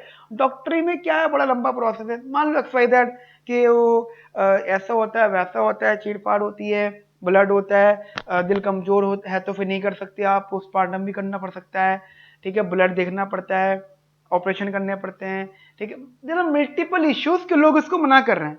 सेम बेटा इधर भी लोग मना कर रहे हैं, तो दोनों जगह दोनों क्रिटिसिज्म्स हैं, ठीक है। अब मान लो एक आदमी, एक कुछ पर्सन कहते हैं जी अरे मैथमेटिक्स का ट्रेंड बहुत ज्यादा चल रहा है इस टाइम इंजीनियर्स की बहुत अच्छी जॉब लग रही, तो इंजीनियर्स की जॉब इस टाइम बहुत अच्छी लग रही, तो आप अपने बच्चों को 11वीं क्लास में इंजीनियरिंग फील्ड के पॉइंट से साइंस साइड दिलवा दो, और उसको जो है इंजीनियरिंग की फिर कोचिंग वोचिंग जो भी है आईआईटी वगैरह के लिए टारगेट करो। ठीक है जी, होगी बात ये वाली। ठीक है, अब मान लो बेटा आफ्टर 5 ईयर, अच्छा before 5 year majority of the people engineering field में चले गए, और माइनॉरिटी ऑफ द पीपल बड़े डॉक्टर में चले गए। ठीक है, बहुत कम लोग डॉक्टर्स लेवल मेडिकल में गए, और majority of the people out of 100 people 80% यहाँ चले गए और 20% यहीं रहे। कोई बात नहीं, कोई दिक्कत नहीं, but after 5 year, but after their maturity period, मतलब जिस दिन ये खत्म हो इस चीजें, सब लोग जो बनने थे बन गए। उस टाइम बेटा supply of engineers are more than supply of doctors, है ना, supply of engineer more than supply of doctors. अब मुझे वो बताओ, जिसकी सप्लाई ज्यादा होती है उसकी डिमांड कैसी होती है? Demand of engineers, demand of doctors, basically indirectly बात, चलो ये आपका तो नहीं सर, ये बात नहीं पल्ले पड़ रही। ऐसा तो तुम देख सकते हो कि सप्लाई इंजीनियर्स की ज्यादा, तो एक्सिस सप्लाई ऑफ इंजीनियर्स, है ना जी, ऑफ इंजीनियर्स। तो जिसकी एक्सेस सप्लाई होती है तो बेटा उसकी वेजेस क्या होती है? वेजेस या इनकम या सैलरी कम होती है, उनकी इनकम भी कम हो जाएगी क्योंकि उनकी सप्लाई ज्यादा है। तो फ्यूचर में कौन ज्यादा कमाएगा? कौन? डॉक्टर ज्यादा कमाएंगे। क्यों? क्योंकि यहाँ पे बहुत कम लोग गए थे, इंजीनियरिंग फील्ड में बहुत सारे लोग चले गए। तो जिन जिन लोगों ने कहा था जी इंजीनियर बन जाओ तो बहुत अच्छी नौकरी है, तो ऑब्वियस बात है उन्होंने अपने हिसाब से बड़ा सही बोला था, बट दुनिया यहाँ पे चली गई, फिर बायोलॉजी वाला कम रह गया। समझ रहे मेरी बात आप लोग यहाँ पे बढ़िया से? तो पॉइंट ये है कि इन फ्यूचर अगर अगर एक फील्ड के लोग बढ़ते हैं तो दूसरे फील्ड के लोगों की इनकम बढ़ती है। So there is a externality. अब आप बोलो सर यहाँ पे एक्सटर्नलिटी है क्या? एक्सटर्नलिटी है क्या बेटा? एक्सटर्नलिटी यही है इधर कि यार हमारे हमारी कैटेगरी मतलब हमारे लेवल में अगर हमारे जैसे लोग ज्यादा हो गए तो हमारी इनकम चेंज होना हो, पर दूसरे लोगों की इनकम जो बहुत अच्छे से बढ़ जाएगी। ठीक है बच्चा, तो अगर मैं यहाँ पे डायग्राम बना लेता हूँ, इधर यहाँ ये और ये, ठीक है जी, ये हो गया परसेंटेज, यहाँ पे लिख देता हूँ मैं, परसेंटेज ऑफ डॉक्टर्स। मैं देखिए बताता हूँ मैं आपको, ऑथर ने यहाँ पे लॉयर्स और इकोनॉमिक्स का एग्जांपल लिया है। ठीक है, लॉयर और इकोनॉमिक्स, अब चाहो तो कर सकते हो, लेकिन बात वो है कि उससे कोई फर्क नहीं पड़ रहा, तो मैंने परसेंटेज ऑफ डॉक्टर्स ले लिया। यहाँ पे इनकम ऑफ डॉक्टर है, इनकम ऑफ इंजीनियर है, और यहाँ पे इनकम ऑफ डॉक्टर है। ठीक है जी, दिस इज द बेसिकली ये, दिस इज द ये। ठीक है जी, अब सोचो परसेंटेज ऑफ डॉक्टर्स, जैसे जैसे डॉक्टर्स का परसेंटेज बढ़ता जाएगा वैसे वैसे इनकम ऑफ इंजीनियर बढ़ता जाएगा। सो this is the engineers income curve and this is the doctors income curve. ठीक है जी, ये relationship between income of engineers and quantity of doctors. ठीक है, मतलब quantity and income, quantity and income के रिलेशनशिप है, अपोजिट क्रॉस है ये। ठीक है, तो जैसे जैसे इंजीनियर्स की और वो डॉक्टर्स की परसेंटेज बढ़ता जाएगा वैसे वैसे बेटा इंजीनियर्स की इनकम बढ़ती जाएगी, या कॉरस्पॉन्डिंगली जैसे जैसे डॉक्टर्स कम होते जाएंगे वैसे वैसे बेटा इंजीनियर डॉक्टर्स की इनकम बढ़ती जाएगी। लेकिन कोई तो पॉइंट ऐसा होगा यहाँ पे दोनों इक्विलिब्रियम पर होंगे। तो बेटा this point E suggest that this is the point जहाँ पे एक ऐसे इक्विलिब्रियम पॉइंट पर होगा जहाँ पे इनकी इनकम सेम रहेगी। तो बेटा एक्सटेंट यहाँ पे रिमूव हो गई। एक्सटेंट क्या थी कि एक साइड के लोग अगर खुद की क्वांटिटी चेंज कर रहे हैं तो दूसरे साइड के लोगों की इनकम चेंज होने लग जाएगी। ठीक है बच्चा, अच्छा इंटरेस्टिंग बात क्या होती है, कॉस्ट जो होती है बेसिकली लॉयर मतलब cost to an doctor having the lawyer's income is benefit to the employers. वो बात है। एक बात ध्यान रखना बेटा, यहाँ पे कोई भी गवर्नमेंट इन्वॉल्वमेंट की जरूरत नहीं है, मतलब ये मत सोचना कि गवर्नमेंट है हम तो गवर्नमेंट का दरवाजा खटखटाएंगे, there is no any involvement of government. इतनी बात समझ में आती है बेटा आप लोगों मेरी? बिंदास, बढ़िया, चलिए जी। तो नेक्स्ट बेटा हम लोग एग्जाम्पल देखते हैं, that is rat race. Rat race problem, ठीक है जी। रेट रेस प्रॉब्लम, बेटा यहाँ से चीज़ समझना जरा ध्यान से। First of all this concept is suggested by George Akerlof, ठीक है, जॉर्ज एकलॉफ, ठीक है जी। ये जॉर्ज एकलॉफ ने कंसेप्ट बताया बेटा। एक तो बात ये है इंपॉर्टेंट। और इंटरेस्टिंग बात क्या है, जो रेट रेस का कंसेप्ट है ये अब एब्सोल्यूट टर्म्स पे डिपेंड नहीं करता, मतलब it is not based on absolute values, basically it is depends on the relative terms. अब बात आती है कि सर ये रिलेटिव टर्म पे कैसे डिपेंड करता है, तो वो छोटा सा एग्जांपल ले रहा हूँ। एक बहुत बढ़िया क्वेश्चन घूमता है कि जब हम स्टडी करते हैं, पढ़ते हैं, तो एक क्लास के अंदर के एक ना टेस्ट होना जिसकी 1 2 3 मतलब रैंक 1 रैंक 2 रैंक 3 इन लोगों को प्राइज मिलना या इन लोगों को अप्रिसिएशन मिलनी, कुछ भी हो सकता है कि ये रैंकिंग हो जाएगी, ठीक है। अब पॉइंट ये है कि जितने भी लोग हैं वो सब वर्क हार्ड कर रहे हैं, बहुत बहुत मेहनत कर रहे हैं, बहुत मेहनत कर रहे हैं रैंक 1 2 3 लाने के लिए। लेकिन बेटा अब मान लो रैंक 1 2 और 3 आ गई, तो 3 लोग अलग हो गए। मान लो 100 लोग थे, 100 में से 3 अलग लोग गए, बच गया 97। अब इंटरेस्टिंग बात यह कि बचे हुए 97 लोगों को क्या हासिल हुआ। आपको इंटरेस्टिंग बात है ना कि बचे हुए 97 लोगों को क्या हासिल हुआ, क्योंकि उन्होंने बेचारों ने मेहनत बहुत करी, बहुत बहुत ज्यादा मेहनत करी, लेकिन जो मार्क्स मिले, या फिर ये हो गया, कि मेंटेलिटी है कि भाई ये बच्चा हर साल फर्स्ट आता तो बड़ी यही फर्स्ट आएगा, उसकी गलतियों को भी अवॉइड किया। दूसरे बच्चा एक बच्चा था जो अच्छे नंबर नहीं लाता था, इसने इस बार खूब मेहनत करी, बट वो नहीं ला पाया। हो सकता है कि रैंकिंग बाय फेस हुई हो, फेस देख के हुई हो, मार्क्स के हिसाब से हुई हो, यानी बेसिकली यहाँ पे रिलेटिविटी टर्म्स आ गए, ठीक है। एग्जाम्पल एक तो ये हो गया। दूसरे के एग्जाम्पल है कि मान लो मतलब एक रेस हो रही है, उस रेस के अंदर बेटा हर कोई ऐड हो गया, जैसे मैराथन होती है ना, मैराथन, उसमें कोई भी आ जाओ, ऐसे एक रेस में बेटा कोई भी आ गया। तो यार एक कंसेप्ट क्लियर है कि अगर वहां पे एक एथलीट है, ठीक है, जैसे मिल्खा सिंह, कितने बड़े एथलीट है, एग्जांपल करो, उनकी उनके जैसा तो नहीं, बट थोड़ा बहुत तेज स्पीड भागता है बंदा, नॉर्मल बहुत तेज में भागता है, और अवार्ड वगैरह विनर वगैरह है, और उसको काफी सारे प्राइज भी मिले हुए हैं, ठीक है। अगर वो दौड़ता है, तो बेटा दूसरे लोग कितना भी तेज दौड़ लें, दूसरे लोग, मैं या आप या कोई और, उस रेस में कितना भी तेज भाग लें, लेकिन उसमें जो फर्स्ट आएगा वो उसी को ही आना है। ये सबकी एक तो मेंटेलिटी है और बहुत बड़ा सच भी है। तो कंसेप्ट ये है कि जब रैंकिंग के बेस पर हर चीज होनी है, तो बाकी लोग क्यों इतनी मेहनत करते हैं, बाकी लोग बेटा इतनी क्यों मेहनत करते हैं, मतलब concept is why student work too hard when marking is based on the rankings, ठीक है। या फिर जैसे एग्जांपल, ये पेन है, ठीक है बेटा, ये पेन है। अब इस तरीके से पेन के जो ब्रांड्स हैं, मान लो 10 ब्रांड हैं, ठीक है जी।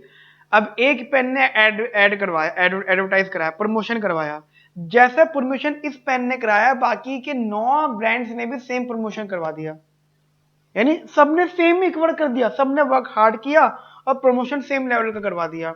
अब बताओ जी लोग क्या करें। तो लोग यहाँ पे एडवर्टाइज को देख के अट्रैक्ट नहीं होंगे, क्योंकि ऐड तो सबने करवाया है, प्रमोशन तो सबने करवाया है। लोग यहाँ पे अपने पुराने एक्सपीरियंस के बिहाफ पर, अपने पुराने एक्सपीरियंस के बिहाफ पर इस पेन को खरीदेंगे, यानी रैंकिंग डिसाइडेड है, रैंक डिसाइड है इसका, भाई ये खरीदना हमें, इसका रैंक 1 है, ये नहीं मिलता तो दूसरा वाला लेंगे, वो नहीं मिलता तो फिर तीसरा वाला लेंगे, यानी उनके मन में रैंक डिवाइडेड है। तो जब ये बात कंफर्म थी, तो फिर ऐड क्यों किया, प्रमोशन क्यों किया इसी फर्म ने, इसी बिजनेस ने प्रमोशन क्यों किया, मुझे बताओ आप लोग। इसको तो फिर नुकसान नहीं हो गया प्रमोशन करके, क्योंकि जब इसकी मार्केट सेट थी तो इसको नुकसान हो गया। समझ रहे मेरी बात आप लोग। अब मतलब गाइस देखो, मैं क्या करके बता देता हूँ आपको। सबसे पहले तो जॉर्ज एकलॉफ ने बताया, दूसरे कंसेप्ट यहाँ पर ये है कि this term is not based on absolute term, it is connect with relative terms, relative terms, ठीक है, it is connected with relative terms. बात समझ में आती है? बड़ा इंटरेस्टिंग बात समझना यहाँ पे। अब जो मेरा आपको क्वेश्चन है, जो बड़े कुछ क्वेश्चन है उन्हीं का सोल्यूशन है कि why students work too hard, क्यों स्टूडेंट बहुत ज्यादा मेहनत करते हैं, बहुत ज्यादा मेहनत करते हैं, when the marking is based on rankings, when the marking, बेटा ये स्कूल लेवल पे होता था कि मॉनिटर है उसके नंबर ही ज्यादा आएंगे, वो चीटिंग करे तो पकड़ नहीं जाएगा, वो कुछ भी करे तो कोई दिक्कत नहीं, हम कुछ करें तो हम तो सबसे पहले नजर में आ जाते हैं, ठीक है, वो सब चीजें ही बता रहा हूं मैं आपको। Why students work too hard when the marking is based on ranking, है ना, इज बेस्ड ऑन रैंकिंग्स। अब मल्टीपल एग्जाम्पल्स है, हमारे रियलिटी शोज आते हैं, ठीक है, इंडियन आइडल आ गया, डांसिंग की आ गई, अब उसमें जो कंटेस्टेंट है बहुत अच्छा गाते हैं, बहुत बढ़िया गाते हैं, ठीक है, जो जजेस है ना, जब वो गाते हैं ना उनके सामने, तो जजेस बहुत बेकार गाते हैं, मतलब अगर देखो लाइव नॉर्मली का कभी कभी हर कोई जज नहीं होता, हर कोई जज ऐसे नहीं होते, बट मोस्टली जो मैं देखता हूँ, मैंने भी बहुत सारे देखे हैं फ्री टाइम में बैठकर, तो कंटेस्टेंट बहुत बड़े लेवल के दिखते हैं यार, इनको तो बहुत कुछ आता है, बट उनका जो करस्पॉन्डिंगली जजेस हैं उनकी अगर टैलेंट ऑन द स्पॉट देखा जाता है तो जजेस का टैलेंट बिल्कुल भी नहीं दिख पाता उनके सामने। डांसिंग वाले में देख सकते, हम देख सकते हैं, डांसिंग स्टार्स होते हैं जो जजेस बना देते हैं, ज्वेरीज बना देते हैं, ज्वेरी, अब उनके डांस देखो तो कुछ नहीं होता, और जो और जो उनको अपना डांस दिखाने आते हैं कंटेस्टेंट, वो तो फिर बहुत ही औसम लेवल के होते हैं। तो मेरा पॉइंट क्या है कि अगर अगर यही दोनों सेम कंपटीशन में, तो मेंटेलिटी क्या है कि जो जज है या जिसका नाम ऑलरेडी बहुत फेमस है, वो कैसा भी करे तो उसको फर्स्ट देना ही देना है, या उसको रैंकिंग ऊपर रखनी रखनी है, तो फिर बेचारा दूसरे की मेहनत कर रहा है, ये पॉइंट रहता है। दूसरा एग्जांपल हम यहाँ पे रहते हैं बेटा, कंपटीशन फॉर प्रमोशन, वही वाली बात है बेटा, क्यों प्रमोशन कर रहे हैं जी, जब कोई फायदा नहीं होना इन सब चीजों से, फायदा इन सेंस अगर अगर एक दो प्रमोशन कर तो समझ में आता, जब सबने प्रमोशन कर लिया तो फिर रैंकिंग की बात हो गई सीधी सीधी यहाँ पर, ठीक है। अच्छा, एक एग्जांपल होता है एथलीट्स, ठीक है, performance enhancing drugs taken by athletes. अब कुछ लोग, आपको पता है जो एथलीट्स होते हैं, रेसर्स होते हैं, एथलीट्स बेसिकली उनका जब वो कर रहे होते हैं बेसिकली, जब वो अपना कंपटीशन में आ रहे होते हैं, कंपटीशन में आ रहे होते हैं बेटा, तो उनका ना एक ना टेस्ट होता है कि उन्होंने कोई ड्रग्स तो नहीं ली है, ठीक है, उनका एक छोटा सा टेस्ट होता है। अब समझना क्यों होता है टेस्ट, मैं आपको बताता हूँ तो वो टेस्ट होने के रीजन क्या होते हैं। ऐसा इसलिए होता है बेटा कि उनका टेस्ट है कि उन्होंने कोई ड्रग तो नहीं ले रखी। अब ड्रग का मतलब नशे वाला ड्रग नहीं होता था ना, ड्रग नशे की होता है कि वो ड्रग लेके जी पड़ गए, यहाँ पड़े वहां पड़े, नहीं, एक्चुअली एनर्जेटिक ड्रग्स भी होते हैं कुछ ड्रग्स, मतलब मेडिसिन, कुछ ऐसी मेडिसिन जो जिससे उनको एनर्जी मिलती है। आपने आपने एक मूवी देखी थी शाओलिन सॉकर, चाइनीज मूवी आई थी शाओलिन सॉकर, तो उसमें दिखाया ड्रग्स, उसमें ड्रग लेते हैं तो फिर उनमें पावर आती है बहुत ज्यादा, फिर वो फुटबॉल खेलते हैं, तो बड़ा वो चीज इधर भी होती है। अब क्यों होता है जी, ऐसा थोड़ी होता है कि ड्रग लेना मतलब मेडिसिन लेना, ताकत के कुछ सिरप लेना, ठीक है, ताकत के इंजेक्शन लेना वो गलत है भाई। पर्सनल लाइफ में बंदा कुछ भी करे, मतलब एक पर्सन कहता है जी मैं ड्रग ले रहा हूँ तो पर्सनली ले, और ड्रग का मतलब वाला ड्रग नहीं, ड्रग का मतलब मैं एनर्जी ड्रिंक ले रहा हूँ, मेरी मर्जी है, लेकिन उनको एनर्जी के लिए कुछ भी लेना मना होता है, क्योंकि वो बेटा एक रेस का पार्ट होते हैं। वो रेस मतलब वो कहना चाहते हैं कि बंदे का नेचुरल एनर्जी हो, खुद की पर्सनल एनर्जी हो, एक्सटर्नल एनर्जी ना हो, ठीक है। अब एक आदमी कहता है तो एक काम करते हैं, एक आदमी ने बोला एक काम करते हैं, जो ड्रग एक ने ली है, जो एनर्जी ड्रग एक ने ली है, वो सबको ड्रग दे दो, सबको, ठीक है, सबको दे दो। अब मुझे बताओ, अगर सभी को ही एनर्जेटिक ड्रग सेम दे दी, सबको ही सेम दे दी, तो क्या होगा? तो यही होगा कि जो पहले फर्स्ट आ रहा था वो अभी भी फर्स्ट आएगा, क्योंकि अब काम इंटरनल एनर्जी का करना है, ठीक है जी, वही वाली सेम बात। यानी ड्रग लेके कोई फायदा थोड़ी हुआ, सबने ड्रग ले ली, तो जो फर्स्ट पहले आ रहा था वो बाद में वही फर्स्ट आएगा, जो सेकंड पहले आ रहा था वो भी बाद में सेकंड वही आएगा, जो पहले थर्ड आ रहा था बाद में थर्ड वही आएगा, जो पहले जीत रहा था वो भी अब जीतेगा, और जो पहले नहीं जीत रहा था वो अब भी नहीं जीतेगा, क्योंकि आफ्टर ड्रग वो उसी इन इक्वालिटी रिमेन सेम। ठीक है, तो point is that performance performance enhancing drugs taken by athletes।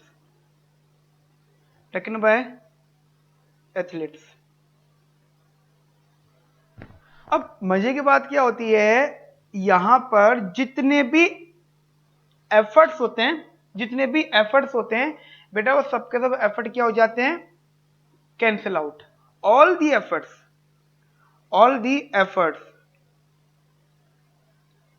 Are cancel out.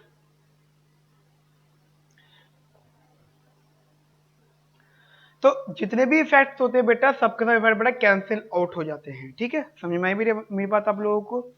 अब लेट सपोज एक कंसेप्ट समझ लेते हैं। यहाँ पे बेटा इसका नाम रैट रेस क्यों है, अब ये भी समझ लो रैट रेस क्यों है। रैट रेस मतलब भेड़ चाल। ठीक है, भेड़ चाल का मतलब हो गया कि अगर एक बंदा कोई कर रहा है तो दूसरा उसको देख देख के सेम वही काम करेगा। ठीक है, बात इतनी सी है कि मान लो कुछ बच्चों ने कोचिंग ज्वाइन कर ली कि मेरे ज्यादा नंबर आएंगे, अगर मैं ज्यादा नंबर आएंगे तो मैं रैंकिंग में आगे आऊंगा। ठीक है ना, नंबर ज्यादा लेने से मुराद नहीं है, पॉइंट है कि मैं बच्चों में तुम क्लास में रैंक पे आ जाओ, ठीक है, टॉप पर आ जाऊं। लेकिन बेटा सबने ही कोचिंग लगा ली, अगर सबने ही कोचिंग लगा ली तो जो पहले से इंटेलिजेंट है वो अपने आप रैंक पर रहेगा। तो बेसिकली वही पॉइंट है यहाँ पर। ठीक है, अब यहाँ पे हम बात कर लेते हैं कॉस्ट ऑफ एफर्ट। सी मान लो कॉस्ट ऑफ एफर्ट मतलब एक क्लास में, एक कॉलेज की क्लास, आपकी क्लास में एक कॉस्ट ऑफ एफर्ट है। ठीक है, एक स्कूल की क्लास में कहीं कॉस्ट ऑफ एफर्ट बेटा सी है। ठीक है, अच्छा यहाँ पे जस्ट एग्जांपल दे रहा हूं कि आउटकम जो वो हाफ मान लो, आउटकम 0.5 मान लो, हाफ। ठीक है, 0.5 मतलब हाफ मान लो। अब बात आती है एक गेम थ्योरी वाला डायग्राम बना रहा हूं बेटा मैं यहाँ पे, गेम थ्योरी वाला डायग्राम जरा समझना ध्यान से इधर। क्या कि ये है एज नंबर 2, ये है एज नंबर 1। ठीक है, लो एफर्ट, ठीक है, हाई एफर्ट, ठीक है। अब मान लो दोनों को दोनों एजेंट ने बेटा लो एफर्ट लगाया, तो लो एफर्ट लगाने पर उन दोनों का आउटकम कितना मिला, हाफ। ठीक है जी, एजेंट ए को भी हाफ मिला, एजेंट बी को भी हाफ मिला। अब एक इंटरेस्टिंग बात है, अच्छा यहाँ पे पता है एक बात क्या है, यहाँ पे है कि जो भी हाई एफर्ट लगाएगा, मतलब हाई एफर्ट लगाएगा तो प्रोजेक्ट उसको मिल जाएगा। हाँ, अब आप ऐसे मान के चलो, कि प्रोजेक्ट मिल रहा है, तो मतलब दूसरे को नहीं मिल रहा, कंपेयर हो गया जी एक, अच्छा तो सारा का सारा ट्रांसफर उस पर हो जाएगा। ठीक है जी, सारा का सारा बेटा प्रोडक्ट उस पर हो जाएगा। अब मान के चलो एज नंबर 2 ने हाई एफर्ट लगा दिया, तो हाई एफर्ट में ऑब्वियसली बात है उसका आउटकम बिल्कुल 1 हो गया, मतलब उसको बिल्कुल 1 अमाउंट मिल जाएगा पूरा प्रोजेक्ट। बट उसको एक इसके लिए कॉस्ट पे करनी पड़ेगी सी। ठीक है बेटा, उसको इसके लिए क्या पे करनी पड़ेगी, कॉस्ट। ठीक है जी, कॉस्ट पे करनी पड़ेगी। अब इस पॉइंट में एज नंबर 1 आउटकम कितना मिलेगा, उसे मिलेगा बेटा 0। क्यों, सुनो क्लियर सी बात है, एक बंदे ने एफर्ट लगाया, ठीक है जी, एक बंदे ने एफर्ट लगाया, और एफर्ट लगाने के बाद में प्रोजेक्ट उसको मिल गया, तो दूसरे बंदे को प्रोजेक्ट नहीं मिला, और जब दूसरे बंदे को प्रोजेक्ट नहीं मिला तो उसका आउटकम 0 हो गया, क्योंकि उसका एफर्ट लो था। तो जिसका हाई एफर्ट था उसको प्रोजेक्ट तो मिला, बट उस प्रोजेक्ट के लिए उसने क्या पे किया, एक cost of effort, that is C.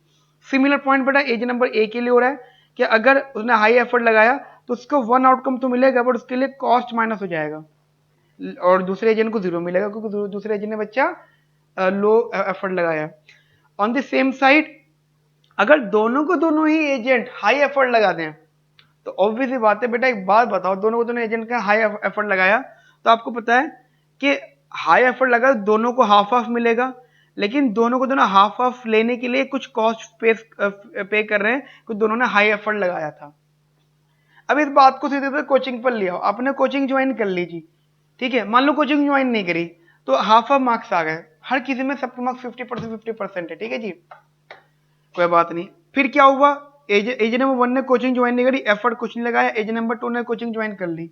Coaching join करके क्या हुआ जी, एग्जाम्पल उसका उसका क्लास में चर्चे होने लगे जी, इसके मार्क्स ज्यादा आते हैं, आपके चर्चे नहीं हो रहे हैं, तो क्या होगा जी, उसका आउटकम तो 1 मिल गया, बट उसके लिए उसने कॉस्ट पे करी, tuition fee. Same for as number B. लेकिन जब दोनों ने कोचिंग ज्वाइन कर ली, तो दोनों को जो मार्क्स मिले वो ऑब्वियस बात है सेम मिलेंगे भाई। 10 क्वेश्चन है, 10 के 10 दोनों ने अटेम्प्ट कर लिए, तो 10 के 10 नंबर दोनों का आ गए सेम बराबर, मतलब रैंकिंग सेम रही। पर रैंकिंग के लिए बेटा दोनों ने क्या पे करा है, कॉस्ट पे करी है। तो अब एक बात बताओ, छोटी एक बात बताओ, अगर दोनों ने हाई हाई एफर्ट लगा दिया तो, और दोनों ने कॉस्ट पे करी है, ठीक है, और अगर दोनों एफर्ट नहीं लगाते, दोनों को दोनों एफर्ट बेटा नहीं लगाते, दोनों का हाफ हाफ मिल रहा था, अब लॉजिकली बताओ बंदे कहाँ पे नुकसान में, एफर्ट लगा के एफर्ट नहीं लगा के। तो अगर एफर्ट लगाते हैं, अगर वो एफर्ट लगाते हैं तो उनको बेटा जो मिल रहा है, अब देखो ऐसे समझना, सी मान लो 0.3, तो ये हो गया 0.0, और 0.7, और ये हो गया 0.2, और ये हो गया 0.2, और ये हो गया बेटा 0.5, और ये हो गया 0.5। अब लॉजिकल सोचो, लॉजिकल सोचो, किसी बच्चे ने कोचिंग ज्वाइन नहीं करी, ठीक है, किसी बच्चे ने कोचिंग ज्वाइन नहीं करी, ठीक है जी, तो क्या हो गया, ये सबका आउटकम 0.5 है, इसको अपने पे अप्लाई मत कर देना, ठीक है, क्योंकि ऐसा कोई बच्चा करता नहीं है। 0.5 आउटकम आ गया, और सबने कोचिंग ज्वाइन कर ली, तो मार्क्स आए, लेकिन सबकी रैंकिंग बेसिकली वही बराबर ही है, हाफ हाफ ही रैंकिंग है, मतलब आधे आधे नंबर डिवाइड हो गए। लेकिन बेटा सबने कॉस्ट क्या फेस करी है, 0.3 की, तो आउटकम कितना है, 0.2। अब मुझे छोटा सा एग्जांपल दो, बेटर एफिशिएंट पॉलिसी क्या, फिर एजेंट्स की पॉलिसी क्या। अगर ये बात सबको पता लग गई तो फिर पॉलिसी क्या, पॉलिसी ये कि भाई कोई भी एफर्ट नहीं लगाएगा, कोई भी एफर्ट नहीं लगाएगा। इससे क्या हो रहा है, एफर्ट एफर्ट जो है वेस्ट हो रहा है, ठीक है। सो अगर आप एफर्ट लेस काम करोगे तो बेटा आपका आउटकम ज्यादा बेटर आएगा यहाँ पर। क्लियर बेटा, इतनी बात समझ में आती है आप लोगों को मेरी। तो बेटा now low and low is the Pareto optimum, ठीक है बेटा, is the Pareto optimum outcome, ठीक है, low effect by from the both players. अब आप बोलो सर ये बात समझ में आ गई, इसका मतलब ये हो गया, इसका मतलब ये हो गया कि जैसे सिगरेट से, सिगरेट है, ठीक है जी, आपको पता है सिगरेट, आपने कभी सिगरेट का ऐड देखा है कि लोग ऐसे सिगरेट पी रहा है जी, छल्ले बना रहा हो, कहता है जी मेरे जैसे सिगरेट पियो तो ऐसा होगा, मतलब अच्छी चीज के लिए कभी आता नहीं, उल्टा ये होता है उसके पैकेट के पीछे डेंजर या कैंसर या पता नहीं क्या क्या बड़ा अजीब से फोटो बने हुए होते हैं। अब मुझे बताओ, लोग तब भी सिगरेट पीते हैं, पीने वाले बिल्कुल पीते हैं, टबैको है तब भी टबैको खाएंगे, ऐड, हाँ ऐड सुपारी का उसका आता है बेटा, पान मसाला का, ये चलो उसकी बात नहीं कर रहा, मैं सिगरेट की बात कर रहा हूँ, सिगरेट का ऐड वैसे नहीं आता। अब अगर सिगरेट, अच्छा सिगरेट की मल्टीपल फर्म्स है, मान लो 10 फर्म्स है, 10 ब्रांड है, अगर ऐड करे, सिगरेट का ऐड किया तो कोई फर्क पड़ेगा क्या? लोग सिगरेट ऐड को देख के पिएंगे कि भाई जी शाहरुख खान ने सिगरेट पिया, अरे वाह शाहरुख खान सिगरेट पीता है, उल्टा ये लिखा होता है स्मोकिंग किल्स, उल्टा ये लिखा हुआ होता है। तो सिगरेट का ऐड करना एक तरह सा एक तरीके से वेस्ट ऑफ एफर्ट्स है, क्योंकि जिन लोगों को सिगरेट पीनी है उनको ऐड से मतलब नहीं है, उनको सिगरेट पीनी है एट एनी कॉस्ट, ठीक है, बात समझ में आई बेटा मेरी। सिमिलरली एथलीट्स है, एथलीट्स को आप ड्रग्स दे दो, इलेक्ट्रोल ड्रग दे दो, इलेक्ट्रोल, अब ठीक है दे दो जी, सबको ही पिला दो, सबको ही मतलब इलेक्ट्रोल दे दो, एनर्जेटिक ड्रिंक दे दो, ठीक है, अब सबको ही पिला दो, फायदा क्या रहा। तो क्या हुआ, तो जो ऑर्गेनाइजर्स ने इलेक्ट्रोल पिलाने के लिए मान लो 1,000 रुपये पर पर्सन खर्च किया, तो वो तो वेस्ट ही हो गया, क्योंकि जिसे फर्स्ट आना है वो फर्स्ट आएगा, जिसे लास्ट आना है बेटा वो लास्ट आएगा। तो बेसिकली बेटा this is the concept for rat race, ठीक है जी। तो ये बेटा रेट रेस का कंसेप्ट है, इसको अच्छे से समझ लेना, बड़े से समझ लेना, फिर हम फिर आगे इसकी बात करेंगे बेटा, जब इसके न्यूमेरिकल करेंगे तो आपको ज्यादा इंटरेस्टिंग और लगेगा ये सब चीजें। नाउ बेटा हमारा नेक्स्ट टॉपिक है इधर, नाउ बेटा हमारा नेक्स्ट टॉपिक जो है यहाँ पर, ठीक है, that is tragedy of Commons, ठीक है बेटा, ट्रेजेडी ऑफ कॉमन्स। तो ऐसे समझना चाहिए था बहुत सारी, ट्रेजेडी ऑफ कॉमन्स।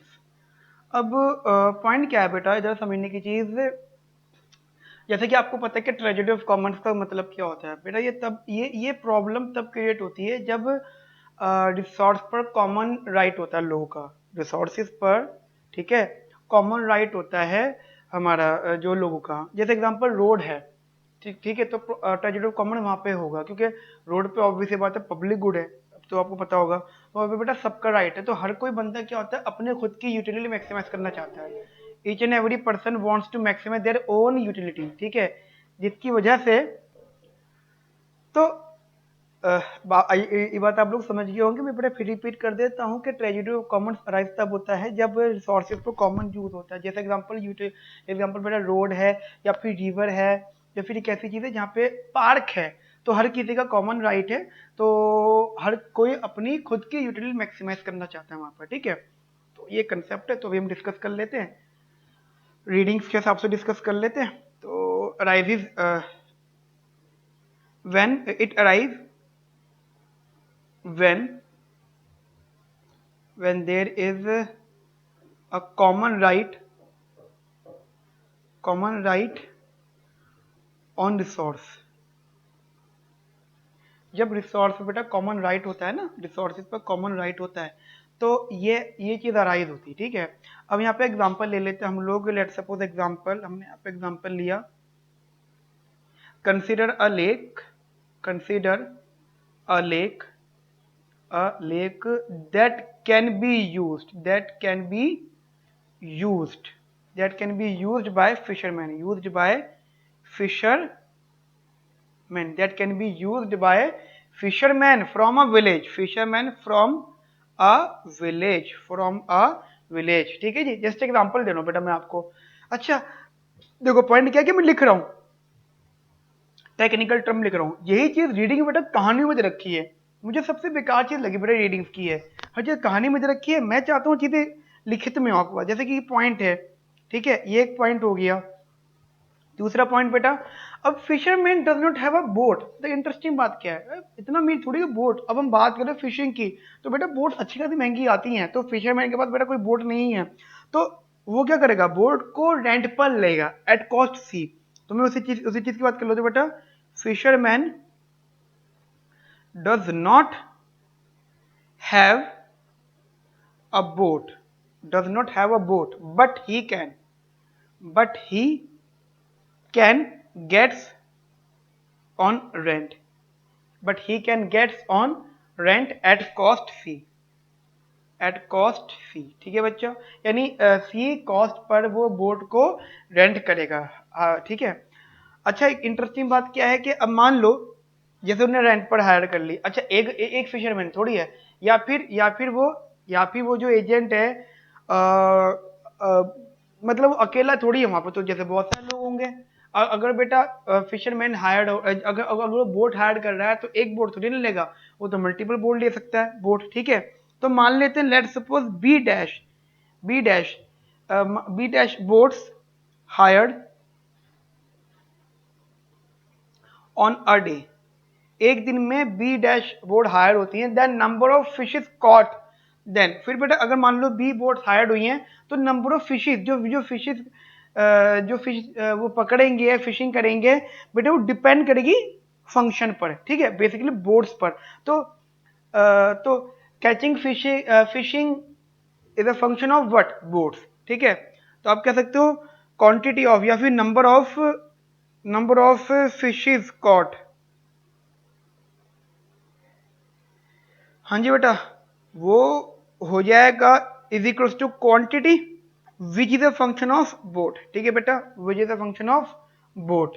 इसका मतलब जैसे जैसे बोट की क्वांटिटी बढ़ती जाएगी, वैसे वैसे number of fishing by one boat बेटा वो कम होती जाएगी। तो कहने का मतलब क्या हो गया कि F dash B is a decreasing function, function, ठीक है बेटा। इतनी बात समझ में आती है बेटा आपको मेरी, बढ़िया से। चलिए जी, तो बेटा यहाँ तक तो बात आपको समझ में आ गई। उसके बाद में अब मुझे एक बात बताओ, फिशरमैन का टारगेट क्या है, what is the target of fisherman, to maximise their own profit, obviously बात है, ठीक है। तो fisherman target is to maximize target is to maximise their own profit, their own profit, या ठीक है, प्रॉफिट को मैक्सिमाइज करेंगे, ठीक है जी। अब उसी बात से हम कर लेते हैं। अब बेटे बात बताओ, फिशरमैन ने एक वर्कर हायर किया है, एक फिशरमैन ने, अब लॉजिकल सोचना, अगर फिशरमैन ने एक बोट हायर करी थी एट कॉस्ट डब्ल्यू। अब ये मान लो अगर fisherman hired a paid employment for fishing at wage rate W, समझ रहे मेरी बात। अगर फिशरमैन जो है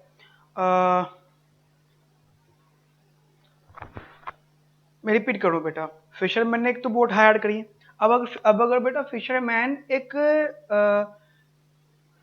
वही वाला फिशरमैन एक फिशरमैन और हायर कर लेता है, एक वर्कर हायर कर लेता है at the ways of W, तो ऑब्वियसली बात है फिर वो जो न्यू फिशरमैन है, ठीक है, वो फिर उसको एक अमाउंट ऑफ फिशेस प्रोवाइड करेगा।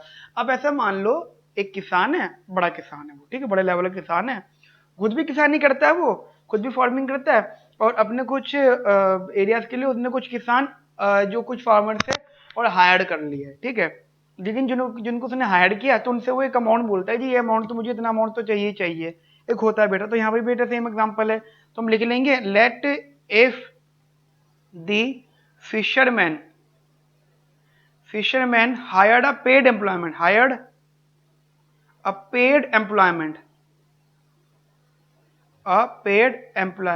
a paid employment for fishing at veg rate W, ठीक है, डब्ल्यू वेज रेट पर अगर उसने एक एम्प्लॉयमेंट हायर कर लिया, ठीक है बेटा, तो उससे एंड गेट, उसी पॉइंट पर and get the quantity F be with price 1, यानी अगर उसने फिशिंग के लिए एक हायर एम्प्लॉयमेंट हायर कर लिया तो उसको बेटा वो ये अमाउंट प्रोवाइड करेगा, ऑब्वियस सी बात है, क्योंकि वो तो ये बोलेगा ना कि भाई मेरी जगह तू काम कर, मैं तो डब्ल्यू का अमाउंट दूंगा, डब्ल्यू वेज रेट दूंगा, तो मेरे को अच्छा बोर्ड भी मैं दूंगा, तेरे को एरिया में दूंगा, हर चीज मेरी साइड से होगी, तो मेरे को भाई ये अमाउंट ऑफ फिशेस प्रोवाइड करना at the rate of W, मतलब डब्ल्यू वेजेस के पॉइंट से मुझे इतना ये देना, और मैं उनको मार्केट में 1 रुपये पर फिश के हिसाब से बेच दूंगा, ठीक है जी। तो इस हिसाब से टोटल रेवेन्यू ऑफ इसका कितना आ गया, पी इंटू ये, that is F of B, ठीक है बेटा, फिशिंग फंक्शन ऑफ बोट्स आ गया। अब लेट सपोज, अब ये मान लो बेटा यहां तक तो बात समझ में आ गई। अब बोट्स वाली बात भी होगी, टीआर भी हो गया। अब बेटा मान लो एक बी स्टार है, B star B the equilibrium number of boats, B star is the B the equilibrium number of boats, B star is the equilibrium number of boats. Obviously बात है बेटा, नंबर ऑफ बोट्स तो equilibrium level पर होंगे ना, कितनी boats higher करनी है, क्योंकि तुम्हें पता है कि जैसे जैसे बोट्स की क्वांटिटी बढ़ती जाएगी वैसे वैसे पर पर्सन फिशिंग कम होती जाएगी, पर पर्सन मतलब पर बोट, ठीक है, वो पॉइंट से, ठीक है। अब मेरी बात समझना ध्यान से, अगर 20 स्टार की इक्विलिब्रियम नंबर ऑफ बोट्स है तो हम बात कर लेते हैं प्रॉफिट की। हम लोग यहाँ पे कहते हैं परफेक्ट कंपटीशन, तो प्रॉफिट का फॉर्मूला क्या हो गया, टी आर माइनस का टीसी, टीआर पर इतना उसको रेवेन्यू मिलेगा, मतलब एट प्राइस 1 बेचेगा तो इतना उसको रेवेन्यू मिलेगा, और बेटा वो बेसिकली बोर्ड का अमाउंट पे करेगा कॉस्ट। अच्छा साथ साथ वो एक चीज और कर रहा है, वर्कर एक हायर कर रहा है, तो उसका भी एक कॉस्ट फेस करेगा। तो this is the profit is equal to revenue minus का कॉस्ट, कॉस्ट में 2 कॉस्ट आ जाएंगी, एक बोट की कॉस्ट और एक वर्कर की कॉस्ट, ठीक है। अच्छा आप कहते हो जब हम बात करते हैं परफेक्ट कंपटीशन की, तो आपको शायद ये बात पता है, in perfect competition profit is equal to 0 in the long run, profit is equal to 0 in the long run, so that F of B यानी number of boats minus cost is equal to W हो गया। समझ रहे मेरी बात आप लोग, this is the revenue by using boats, revenue by using boats, boat को मैंने हायर किया था, रेंट पे लिया था, बेसिकली रेंट पे लिया था, उससे मेरा इतना आउटपुट निकला, इतना रेवेन्यू आया, तो उसमें से मैंने बेटा क्या करा, जो बोट हायर की थी वो कॉस्ट माइनस कर दिया, तो ये जो अमाउंट है ना, नेट अमाउंट, ये बेटा एट प्रॉफिट मैक्सिमाइज लेवल पर वेज के बराबर होना चाहिए, ठीक है। Profit from fishing that is opportunity cost of fishes. तो ये क्या हो गया बेटा, profit from fishing is equals to opportunity cost of fishing. अब बोलो सर ये बात क्या हो गई, तो मैं आपको बताता हूँ। बेटा एक बार बताओ, क्या वो एरिया किसी का है? नहीं, वो एरिया तो सबका है। मैंने यहाँ पे भी किसान वाला एग्जांपल दिया था, फार्मर वाला, वहां पे तो चले बात सही में आ रही थी कि सर वो तो एरिया फार्मर का है, लेकिन यहाँ पे तो लेक है, ठीक है, लेक है, तालाब है, या मतलब समुद्र है, या जो भी है, बेसिकली यहाँ पानी है। तो अब पॉइंट क्या है कि this is the opportunity cost of fishing. Fishing fishing करते तो अपॉर्चुनिटी कॉस्ट है। अब देखो क्या, अगर वो फार्मर सॉरी अगर वो फिशरमैन खुद अपने आप फिशिंग करता है, क्योंकि उसने एक बोट हायर करी है और उस एक बोट का उन्होंने कॉस्ट पे करी है फी, ठीक है जी। अगर वो खुद फिशिंग करता है तो ये उसका प्रॉफिट का पार्ट हो जाएगा, मतलब बेसिकली ये उसको मिल जाएगा, ये उसको मिल जाएगा। लेकिन अगर वो ऐसा करता है कि खुद फिशिंग नहीं करता तो guys this is the opportunity cost of fishing and this is the profit from fishing. Fishing से ये प्रॉफिट आएगा और ये अपॉर्चुनिटी कॉस्ट आएगी, और अगर ये दोनों बराबर हो जाता है तो बेटा इसको कहते हैं इक्विलिब्रियम लेवल, ठीक है। नाउ अब जरा समझना, अगर प्रॉफिट मतलब profit from fishing, this is, इसको आप बोलोगे प्रॉफिट फ्रॉम फिशिंग। अगर ये प्रॉफिट फॉर फिशिंग इज, ये इसको हम बोल दिया प्रॉफिट फॉर फिशिंग, ऐसा बोल दो। अगर ये मोर देन हो गया opportunity cost of fishing W से, W is opportunity cost of fishing, अगर ये ज्यादा हो गया तो बेटा क्या होगा, more boats will be hired, more boats will be hired. अगर fishing from sorry profit from fishing is more than opportunity cost of fishing, अगर ऐसा होगा तो क्या करेगा, ज्यादा से ज्यादा बोट हायर्ड करेगा, ठीक है, बोट बहुत सारी लेकर आएगा। और अगर ये चीज उल्टी हो गई गाइस तो less boats will be hired. इतनी बात समझ में आती है बेटा आप लोगों को मेरी, बढ़िया करके। चलिए जी, चलिए जी आगे बात करते हैं हम लोग। अब चलो यहाँ तक तो बेटा हो गई थी जब हम एक इक्विलिब्रियम बोट्स की बात कर रहे थे, ये तब तक जब बेटा एक फिशरमैन इक्विलिब्रियम बोट की बात करते हैं।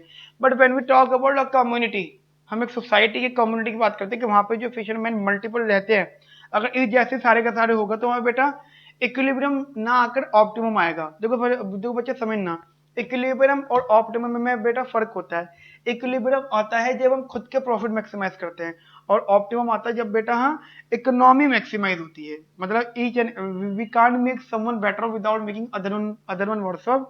बेटा ये जब स्टेटमेंट सेटिस्फाई हो जाती है तो बेटा ये उधर आता है। अब इंटरेस्टिंग बात क्या, for the community optimal,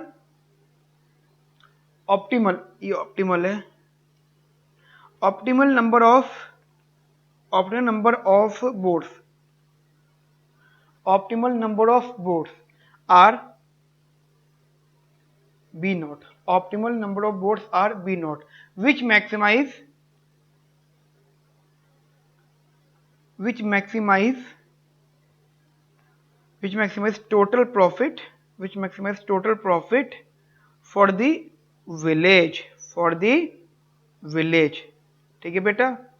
for the community optimal number of boats are B not, इसको B not which maximise total profit for the village. इतनी बात समझ में आती है बेटा आप लोगों को कंसेप्चुअली। चलिए अब हम बेटा यहाँ पे लेग्रांज मल्टीप्लाई यूज करेंगे, तो Lagrange is equals to maximization of what, B function of this minus का सी माइनस का डब्ल्यू। ये बात समझ में बेटा आप लोगों को मेरी, मतलब हमें अब अच्छा ये तो एक एजेंट का था। अब मान लो इकोनॉमी के तो मल्टीपल बोट्स हैं, बोट्स तो बहुत सारी, हम एक से ज्यादा बोट हायर कर सकते हैं, तो 20 से मल्टीप्लाई कर दिया, ठीक है बच्चा जी। हमने अब इसको डिफ्रेंशिएट किया, एक एक करके बेटा जो बात समझना यहाँ पे, सबसे पहले हमने बेटा इसको डिफ्रेंशिएट किया विद रिस्पेक्ट टू बी के रिस्पेक्ट में गई, first into second, B dash B, ठीक है बच्चा, B into B dash B, ये आएगा, बाकी तो बेटा क्या हो जाएगा 0 प्लस एफ बी माइनस का सी माइनस का W into basically 1, and you know for optimization put it equal to 0, तो this concept is F B minus का सी माइनस का डब्ल्यू प्लस का बी एफ डैश बी, ठीक है बेटा, is equals to 0, मतलब आप इसको ऐसे लिख सकते हो। अच्छा ये चीज तो तुम्हें शायद पता है ना कि as number of boards increases then output from boards will decrease, ठीक है। अगर नंबर ऑफ बोर्ड्स बढ़ता जाएगा तो बोर्ड से मिलने वाला आउटपुट बेटा कम होता जाएगा, ठीक है। फिश कैचिंग कम होता जाएगा। इसका मतलब क्या हो जाएगा बेटा, एफ डैश एफ डैश। अब बड़े बात समझना ध्यान से, क्या जब मैं ऑप्टिमम निकाल रहा हूं, जब मैं ऑप्टिमम निकाल रहा हूं तो बेटा हर जगह यहाँ पर जब मैंने इसको इक्वल टू 0 कर दिया तो बेटा जहां जहां बी है वहां पे नॉट लग जाएगा, ठीक है। नॉट कहां, फंक्शन के अंदर, बेसिकली फंक्शन के अंदर, क्योंकि ये तो कहते कैंसिल आउट हो जाएगा। तो ये आ गया जी एफ नॉट नेगेटिव हो जाएगा जी, ठीक है जी। यानी आ गया आपका एफ बी नॉट माइनस का सी। ये अगर आप कंपेयर कर ले तो आप इधर इन सब चीज़ों को F not B is equals to C plus W plus का B F dash B not, ठीक है बेटा। ये इक्वेशन नंबर 1, ये इक्वेशन नंबर 1, ठीक है जी। अच्छा एक बात और बताओ, छोटी सी इधर डिस्कशन पॉइंट से, ये तो हो गया ऑप्टिमम। अच्छा ऑप्टिमम भी तो एजेंट को ही मिलेगा, है ना। मैं ऑप्टिमम निकालू तो ये आ रहा है। एक मेरा इक्विलिब्रियम भी था, इक्विलिब्रियम में F B star is equals to C plus W, F B star is equals to C plus W. I think बेटा ये आपको क्लियर नहीं हो रही इक्वेशन, थोड़ा सा पेज खराब है यहाँ पर। मैं यहाँ पे व्हाइट पेज पर ले आता हूँ, इधर जरा फिर से समझना। फ्रॉम अबव इक्वेशंस, मतलब बेटा ये एक्चुअली यहाँ पेज खराब थे या शायद आपको नहीं दिख रहा होगा, ठीक है जी। मैं यहाँ पे एक क्वेश्चन लिया है, that is B not is equals to C plus का डब्ल्यू, ठीक है बेटा। B not is equals to C plus का डब्ल्यू, ध्यान देखना बेटा। ये ठीक है जी, ये बेटा और plus minus B F dash B not, बेटा this is the optimum condition, ठीक है जी। This is question number 1 and B star is equals to C plus W, this is our equilibrium condition, ठीक है बच्चा। इज आवर इक्विलिब्रियम कंडीशन, ठीक है जी। And as you know F dash B not is negative, क्योंकि as number of boards increases then उससे मिलने वाला आउटपुट बच्चा कम होता जाएगा, ठीक है। जैसे नंबर ऑफ बोर्ड बेटा इंक्रीज करती जाएंगी तो उससे मिलने वाला आउटपुट बेटा कम होता जाएगा, ठीक है बच्चा। As number of boards increases, जैसे जैसे नंबर ऑफ बोर्ड बढ़ती जाएंगी तो बेटा बोर्ड से फिशिंग जो आउटपुट निकल के आएगा वो कम होता जाएगा, वो बेटा नेगेटिव।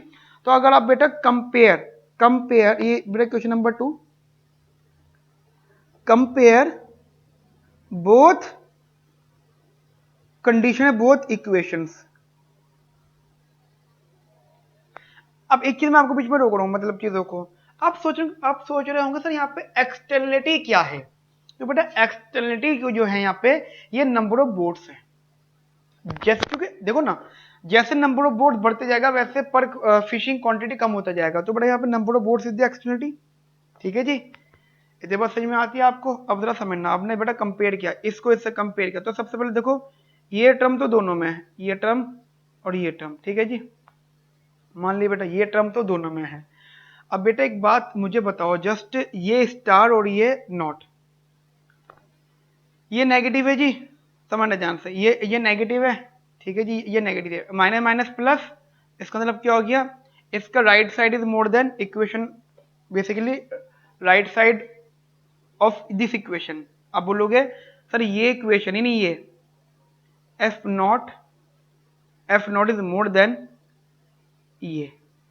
अब देख लो चाहे गाइस क्या है इधर, सी प्लस डब्ल्यू दोनों जगह पर। यहाँ पे क्या है, माइनस का B F dash B not है। आप इस माइनस को तो देख रहे हो, बट साथ साथ ये भी तो देखो कि जो डेरिवेटिव आ रहा है जो डिक्रीजिंग, क्योंकि आप बोलते हो this is the decreasing function, ये तो ये यहाँ पे लगने की वजह से माइनस माइनस क्या हो गया बेटा प्लस, ये माइनस माइनस प्लस, तो बेटा पूरी इक्वेशन इससे ज्यादा हो गई। तो आप बोलोगे F B not is more than F B star, F B not is more than F B star, ठीक है बेटा। अब शायद आपको क्लियरली दिखेगा, है ना। F B not is more than F B star. अब बेटा यहां तक तो बात समझ आ गई। We know that F B is a decreasing function. शायद आपको एक मैथमेटिक्स का एक रूल याद होगा, आई थिंक इंक्रीजिंग फंक्शन और डिक्रीजिंग फंक्शन। अगर फंक्शन बड़ा है और फंक्शन डिक्रीजिंग है तो उसके अंदर की वैल्यू छोटी हो जाती है, समझो ना ये बात। फंक्शन डिक्रीजिंग है तो उसके अंदर की वैल्यू, मतलब जो साइन इधर है ना डिक्रीजिंग फंक्शन में, ठीक है, वो इनकी इस वैल्यू पे साइन उल्टा हो जाता है। देखो कैसे, ऐसे बी नॉट और बी स्टार, तो B star is more than B not. अब बोले सर ऐसा क्यों होता है, तो मैं आपको याद दिला रहा हूँ इंक्रीजिंग फंक्शन में आपको थोड़ा मैथमेटिक्स याद दिला देता हूँ। If x is more than y then it implies that function of x is more than function of y, ठीक है बेटा। And again x is more than y, और अगर यहाँ पे fx इज मोर ये, ठीक है जी। तो ध्यान रखना, इसे हम कहते हैं इंक्रीजिंग फंक्शन, इसे हम कहते हैं डिक्रीजिंग फंक्शन। ऐसे देखो अब यहाँ बात समझ में आया बेटा आप लोगों को मेरी ये वाली। तो ये क्योंकि हम बोलते हैं अगर फंक्शन डिक्रीजिंग फंक्शन है तो जो चीज फंक्शन में कम होती है उसकी इंटरनल वैल्यू ज्यादा हो जाती है। fx is less than fy then x is more than y when the function is decreasing। बात समझ में आई बेटा मेरी आप लोगों को, बढ़िया से बिंदास से। तो आप बोल सकते, अब देखो एक्सटर्नलिटी कैसे रिमूव हुई। एक्सटर्नलिटी कि भाई कि ऑप्टिमम दिक्कत कर रहा था तो भाई फिर इक्विलिब्रियम पर ही आ जाओ, ये रिमूव हो गया, ठीक है।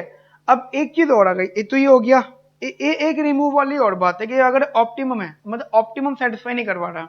अब पॉइंट क्या है कि इस पूरी कंडीशन में equilibrium boards are more than optimum boards, ठीक है। तो basically this is the externality. तो how to remove the externality, how to remove the externality. तो बेटा यहाँ पे एक जो इन्वॉल्वमेंट है, ये गवर्नमेंट इंटरवेंशन आएगा, मतलब बेसिकली आप कह सकते हो this is the externality. Externality यहाँ बेटा एक पब्लिक इंटरवेंशन आएगा, पब्लिक इंटरवेंशन,